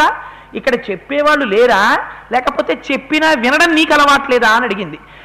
చెప్పేవాడు ఉన్నప్పుడు చెప్పినా వినకపోతే వాడిని కాలం పట్టుకెళ్ళిపోవడానికి సిద్ధపడిపోయినట్టు. కానీ చెప్పడం విషయంలో సమాజంలో ఎప్పుడూ కూడా వ్యాక్యూమ్ ఉండకూడదు, శూన్యం ఉండకూడదు. చెప్పేవాడు ఉండాలి, ఉండి భద్రం చెయ్యాలి. వినకపోతే వాడి కర్మ. అందుకే చెప్పడం, చెప్పించుకోవడం అన్నది భారతీయ సమాజంలో ఒక గొప్ప ధర్మంగా నిలబడిపోయింది. సరే, ఈ మాట చెప్పిన తర్వాత ఇంద్రజిత్ లేచాడు. లేచి ఆయన అన్నాడు, సత్వేన వీర్యేణ పరాక్రమేణ శౌర్యేణ ధైర్యేణ చ తేజసా చ ఏకక్కులేస్మిన్ పురుషా విముక్తో విభీషణస్తాత కనిష్ట ఏవః. వీర్యంలో కాని, పరాక్రమంలో కాని, బలంలో కాని, తేజస్సులో కాని మా తండ్రి రావణాసురుడు, ఆయన తమ్ముడు కుంభకర్ణుడు సాటి లేనివారు. ఎలా పుట్టావయ్యా బాబాయ్యా నువ్వు పినతండ్రి? ఇంత పౌరుషహీనుడివేమిటో. నోరి విప్పితే భయం భయం భయం భయం, రాముడు వచ్చేస్తాడు, రాముడు వచ్చేస్తాడు, రాముడు వచ్చేస్తాడు. ఏమిటి మాటలు? ఇలా మాట్లాడచ్చా నువ్వు? ఎందుకంత బెంగ పెట్టేసుకుంటున్నావు? ఏం చేస్తాడు రాముడు వస్తే? ఇంద్రుడిని ఓడించి కట్టి తీసుకొచ్చి పారేశాను లంకాపట్టణంలో. కేవలం నరులు, 2 రాజకుమారులు, రాజ్యభ్రష్టులు, దండకారణ్యంలో తిరుగుతున్న వాళ్ళు. ఒక లెక్క మట్టు పెట్టేస్తాను, దేనికంత భయపడతామని అడిగాడు. అడిగితే విభీషణుడు అన్నాడు, త్వమేవ వధ్యశ్చ సుదుర్మతిశ్చ సచాపి వధ్యోజ ఇహాసయత్వాం బాలం దృఢం సాహసికం చ యోధ్య ప్రవేశయన్ మంత్రకృతాం సమీపం. నువ్వు అసలు నిన్ను ఇవ్వాల ఈ సభలోకి తీసుకొచ్చిన వాడిని ముందు చంపేయాలరా అన్నాడు. నువ్వు బాలుడివి, నీకేమీ తెలియదు. నిన్నగాక మొన్న నువ్వు కన్ను విప్పావు. మీరు ఒక్కొక్క ఇంట్లో చూడండి, ఈ ప్రమాదకరమైన పోకడుంటుంది. రామాయణం ఒకనాటి కథ కాదు. అన్నదమ్ములు ఉంటారు, అన్నదమ్ముల పిల్లలు ఉంటారు, వీడికి బొడ్డు ఉడదు, వీడి ఇంకా ఇంటర్మీడియట్లో ఉంటాడు. తన తమ్ముడి మీద, తన అన్నగారి మీద, తన బిడ్డలకి చెప్తూ ఉంటాడు. వాడు చెప్పడంలో ఏమవుతుందంటే, ఒకనాడు ఆయన ఇంటికి వస్తే ఈ బిడ్డడు తిరగబడి మాట్లాడతాడు. బాబాయ్ నీకేం తెలుసు, నువ్వు నోర్మై, బాబాయ్ నువ్వు ఊరుకో, నువ్వు మాట్లాడకో అంటాడు. వీడు అనగలిగినటువంటి శక్తే. ఆయన పినతండ్రి, పినతండ్రి దగ్గర చేతులు కట్టుకు నిలబడాలి, కానీ వీడెవరు మాట్లాడడానికి? నిన్న కాక మొన్న బొడ్డూడిన వాడు. అదే ప్రశ్న, ప్రమాదం ఎక్కడుందో ఆ కోణాలన్నీ విభీషణుడు స్పృశిస్తాడు. అవి మన జీవితాన్ని భద్రం చేసి జ్ఞాపకం పెట్టుకోవాలి. ఎక్కడా వినలేదు కాబట్టి వెళ్ళిపోయాడు విభీషణుడు. ఆయన అన్నాడు, అసలు ఇటువంటి సభకి నిన్నెవరు రమ్మన్నారా? నిన్ను రమ్మని పిలిచిన వాడెవరు? పిలిస్తే నువ్వెందుకు వచ్చావు? నిన్ను రమ్మన్న వాడిని చంపేయాలన్నాడు. ఇక్కడ ఇవాళ మాట్లాడుతున్నది దేని గురించి? నీ తండ్రి ఒక మహాపతివ్రతని ఎత్తుకొచ్చాడు. నేను కామంతో కాలిపోతున్నానని చెప్పుకుంటున్నాడు. నువ్వు కొడుకు అయ్యుండి కూర్చుని వినడానికి నీకు సిగ్గేయట్లేదురా ఈ మాట? సిగ్గుపడకపోగా మా నాన్న చేసింది ధర్మం, మా నాన్న ఎత్తుకొస్తే ఎత్తుకొచ్చాడు, మా నాన్న అనుభవిస్తే అనుభవించాడు, ఆయన్ని చంపేస్తాను, ఆయన పిల్లం అయితే అందంగా ఉంది, మా నాన్న అనుభవిస్తాడు అని నువ్వు అనొచ్చురా? నీ నోటంటే ఈ మాట రావచ్చా? నువ్వు పరాక్రమవంతుడివా? నీకు ఒంట్లో బలం ఉందా? నీకేం తెలుసని మాట్లాడుతున్నావు? నువ్వన్న ఈ మాటలకి నిన్ను నేను ఇప్పుడే చంపేయాలి. నువ్వు చంపడానికి అర్హుడివి, నిన్ను చంపేయచ్చు, కానీ నేను చంపడం లేదు, వదిలిపెడుతున్నాను. ఇంద్రజిత్ ఎలా మాట్లాడాలో నేర్చుకో. అసలు ఇలాంటి సభకి నీలాంటి పిల్లల్ని పిలవకూడదు. ఎందుకని? ఇది చాలా గంభీరమైనటువంటి విషయం. ఇంత లోతైన విషయం మీద మాట్లాడడానికి మీ నాన్నకన్నా పెద్దవాళ్ళో, మీ నాన్నని హెచ్చరించగలిగినటువంటి తోడబుట్టిన వాళ్ళో సభలో ఉండాలి. అటువంటి సభకి కొడుక్కొచ్చావు అంటే పిలిచినటువంటి దౌర్భాగ్యుడికి బుద్ధి లేదని చెప్పాడు. ఎవణ్ణి పడితే వాణ్ణి సలహాలు ప్రతి విషయంలోనూ పిలవకూడదు, ఎవణ్ణి పడితే వాణ్ణి అడగకూడదు. అడిగితే ఎంత ప్రమాదం వస్తుందో చూపిస్తున్నారు. దానికి ఒక స్థాయి ఉంటుంది. ఒక్కొక్క సమస్య యొక్క స్థాయిని బట్టి ఆ స్థాయికి సంబంధించిన వాళ్ళతో మాత్రమే చర్చ చెయ్యాలి. అంతేకాని అనేకులతో చర్చ ప్రమాదమునకు దారితీస్తుంది, ఎప్పుడూ చెయ్యకూడదు. అందుకని నిన్నెవరు రమ్మన్నారా ఈ సభకి? తీసుకొచ్చిన వాడిని చంపాలి, వచ్చి మాట్లాడుతున్న నిన్ను చంపాలి. నీ పౌరుషం, నీ పరాక్రమం రాముడి ముందు నిలబడుతుంది అనుకుంటున్నావా? నిలబడలేవు. లేనిపోనటువంటి వ్యగ్రత తెచ్చుకొని విర్రవీక్కురా ఇంద్రజిత్, కూర్చో అన్నాడు. మహానుభావుడు విభీషణుడు ఎలా మాట్లాడాలో అలా మాట్లాడాడు. ఆ సభలో మాట్లాడితే ఎక్కడ లేని కోపం వచ్చింది ఎవరికంటే రావణాసురుడికి వచ్చింది. నిజంగా వాడికి బుద్ధి ఉంటే వాడు మాట చెప్పాలి. ఒరేయ్, బాబాయ్ చెప్పిన మాట యథార్థం, నువ్వు మాట్లాడడం ఏమిట్రా ఈ విషయాల్లో? వాడు సిగ్గుపడాలి నిజంగా. ఈ విషయం గురించి నా కొడుకు మాట్లాడడమా? మీకేం పర్వాలేదులేండి నాన్నగారు, నేను వెళ్ళి చంపేస్తానులేండి, మీరేమో హాయిగా సీతమ్మను అనుభవించండి అని చెప్తాడా కొడుకు?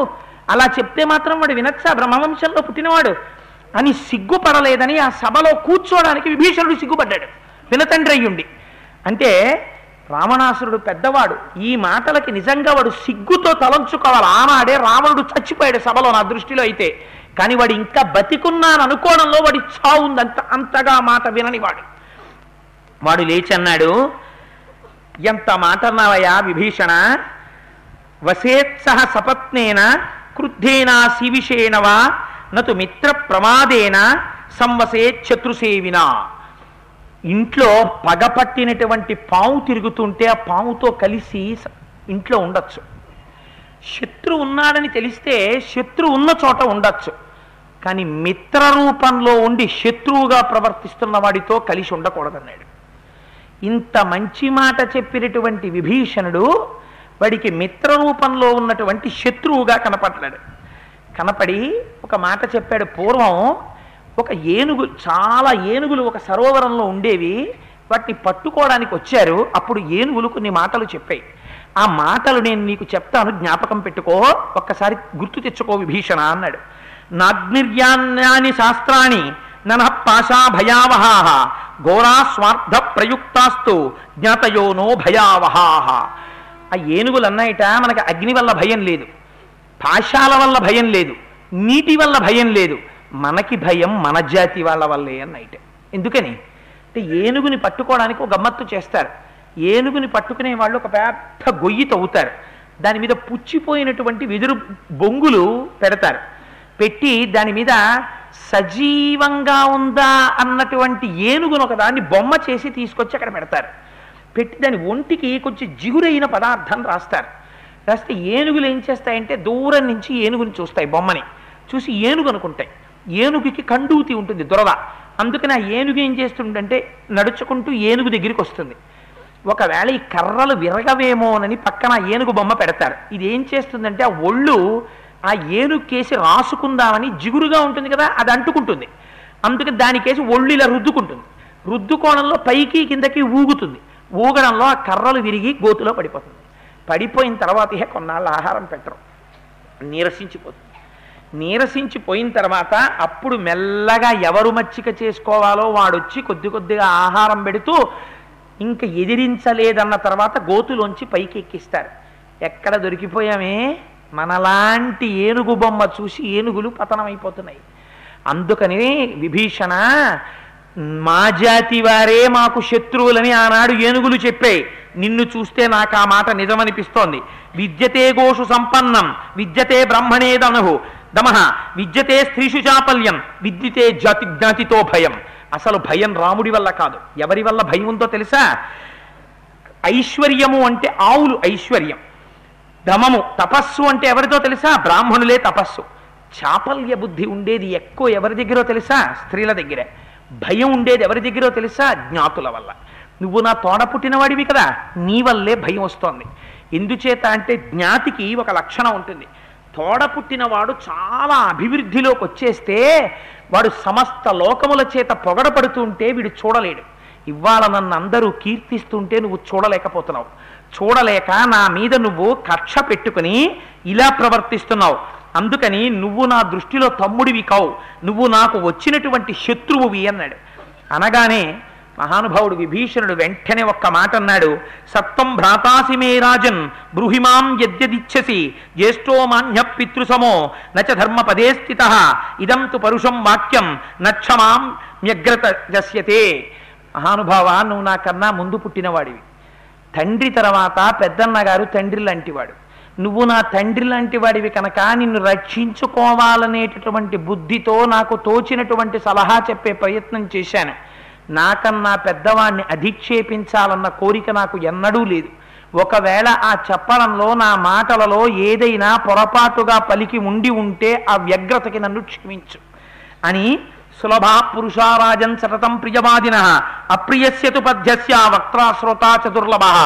నిన్ను పొగుడుతూ నిన్ను గోతులోకి దింపేవాళ్ళు, తప్పుడు సలహాలు చెప్పేవాళ్ళు చాలామంది దొరుకుతారు. యథార్థమైన సలహా చెప్పి నిన్ను గట్టెక్కించేవాడు ఎక్కడో ఒక్కడుంటాడు. అలా చెప్పేవాడు దొరకడు, చెప్పినా వినేవాడు దొరకడు. అందుకే ఇవాళ నేను చెప్పినా నువ్వు వింటలేదు అని తస్మన్ తన్మర్శయతు యచ్చోక్తం గురుత్వాద్ధితమిచ్చత ఆత్మానం సర్వధా రక్ష పురీం క్షేమాం సరాక్షసాం స్వస్తితేస్తు గమిష్యామి సుఖీభవ మయా వినా. అన్నయ్య, నువ్వు కోరుకున్నావు కాబట్టి హితం చెప్పాను, నువ్వు అడిగావు కాబట్టి సలహాలు చెప్పమని చెప్పాను. ఇప్పుడే నేను నీ దగ్గర ఉండడం వల్ల నా వల్ల నీకు భయం ఏర్పడుతోంది అన్నావు కాబట్టి, నేను నీకు ప్రమాదకరంగా ఉన్నానన్నావు కాబట్టి, నా వల్ల నీ కీర్తిని నేను ఓర్చలేకపోతున్నానన్నావు కాబట్టి, నేను నీకు ఎప్పటికైనా కంటకుండా అవుతాను అని అన్నావు కాబట్టి, నేను లేకుండా అన్నయ్య నువ్వు సంతోషంగా ఉండు. పెద్దవాడివి కాబట్టి 2 చేతులతో నమస్కారం చేస్తున్నాను. నన్ను ఒక మాట అన్నావు, తుమ్మెద 10 పువ్వులలో తిరుగుతూ ఇష్టం వచ్చినట్టు వెళ్ళిపోతుందిరా, ఒక పువ్వు మీద ప్రశాంతంగా ఉండదు, అది కృతజ్ఞ లక్షణం అన్నావు. అన్నయ్య, అలాగే ఏనుగు గంగానదిలోకి వెళ్ళి స్నానం చేసి బయటకు వచ్చి దుమ్ము పోసుకుంటుంది, దానికి నిలకడలేదు, నీ ఎందటువంటి బుద్ధి ఉందన్నావు. నేను అటువంటి వాడను కాను. నేను నీ యొక్క హితము కోరి ఈ మాట చెప్పాను. అందుకని ఒకవేళ నేను చెప్పిన మాట నీకు బాధగా ఉంటే నన్ను క్షమించు. ఇప్పటికీ నా కోరికొక్కటే, నువ్వు నీ పరిజనం, ఈ లంక, రాక్షసులు, నీ బంధువులు అందరూ సుఖంగా ఉండండి. నేను నీకు కంటకుడనయ్యాను అని ఒక మాట అన్నావు కాబట్టి నిన్ను విడిచిపెట్టి అన్నయ్యా నేను వెళ్ళిపోతున్నాను. నేను వెళ్ళిపోయిన తరువాతైనా పోని నువ్వు కోరుకున్నట్టు నువ్వు సుఖంగా ఉండగలిగితే నాకంతకన్నా కావలసింది లేదు. అందుకని అన్నయ్య బయలుదేరుతున్నాను, నా నమస్కారాన్ని స్వీకరించు అని నమస్కారం చేశాడు. విభీషణుడు ఎంతటి ధర్మాత్ముడో, అన్నగారి పట్ల ఎలా ప్రవర్తించాలో అలా ప్రవర్తించి మహానుభావుడు అక్కడి నుంచి బయలుదేరి ఆ ఆసనం మించి పైకి లేచాడు. ఆయన పైకి లేవగానే ఆయనతో పాటుగా వేరొక 4 రాక్షసులు లేచారు.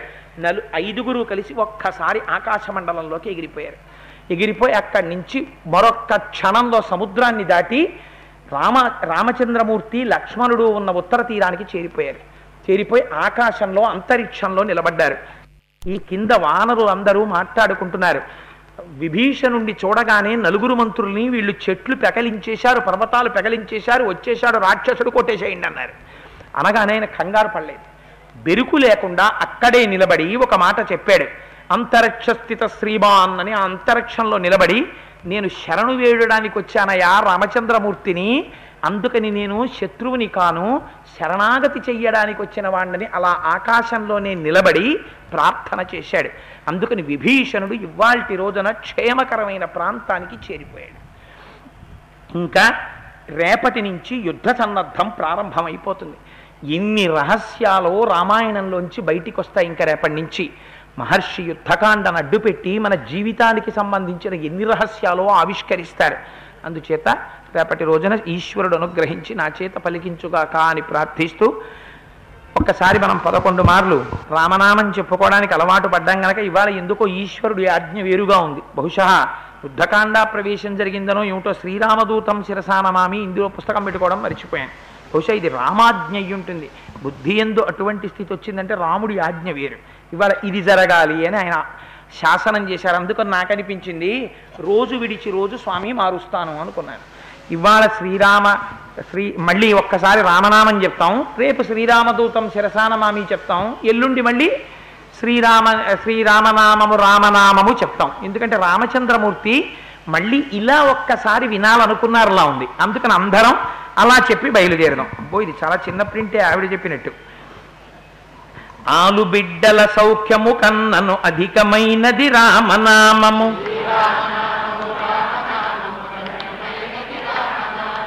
నిర్మలంబగు శోధ చేసిన నేర్వదగు శ్రీరామనామము,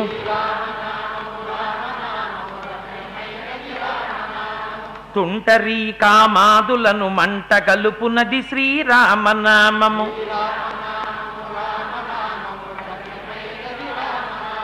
మేరుగిరి శిఖరాగ్రమందున మెరయుచున్నది శ్రీరామనామము,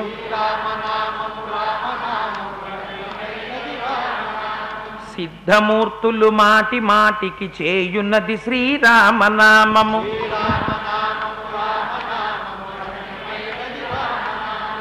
వెంట తిరిగడి వారికెల్లను కంటి పాపే రామనామము,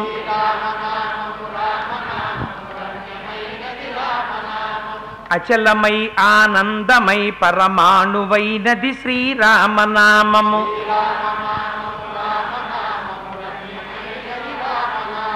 రజతగిరిపతికి నెప్పుడు రమ్యమైనది శ్రీరామనామము,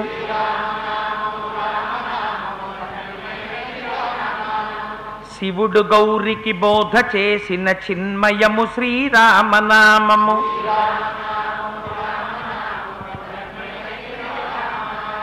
మోక్షమివ్వగ కర్త తానై మ్రోగుచున్నది శ్రీరామనామము,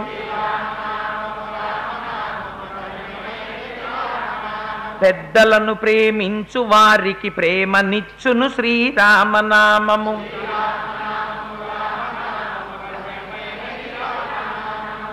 శ్రీరామనామము రామనామము రమ్యమైనది రామనామము,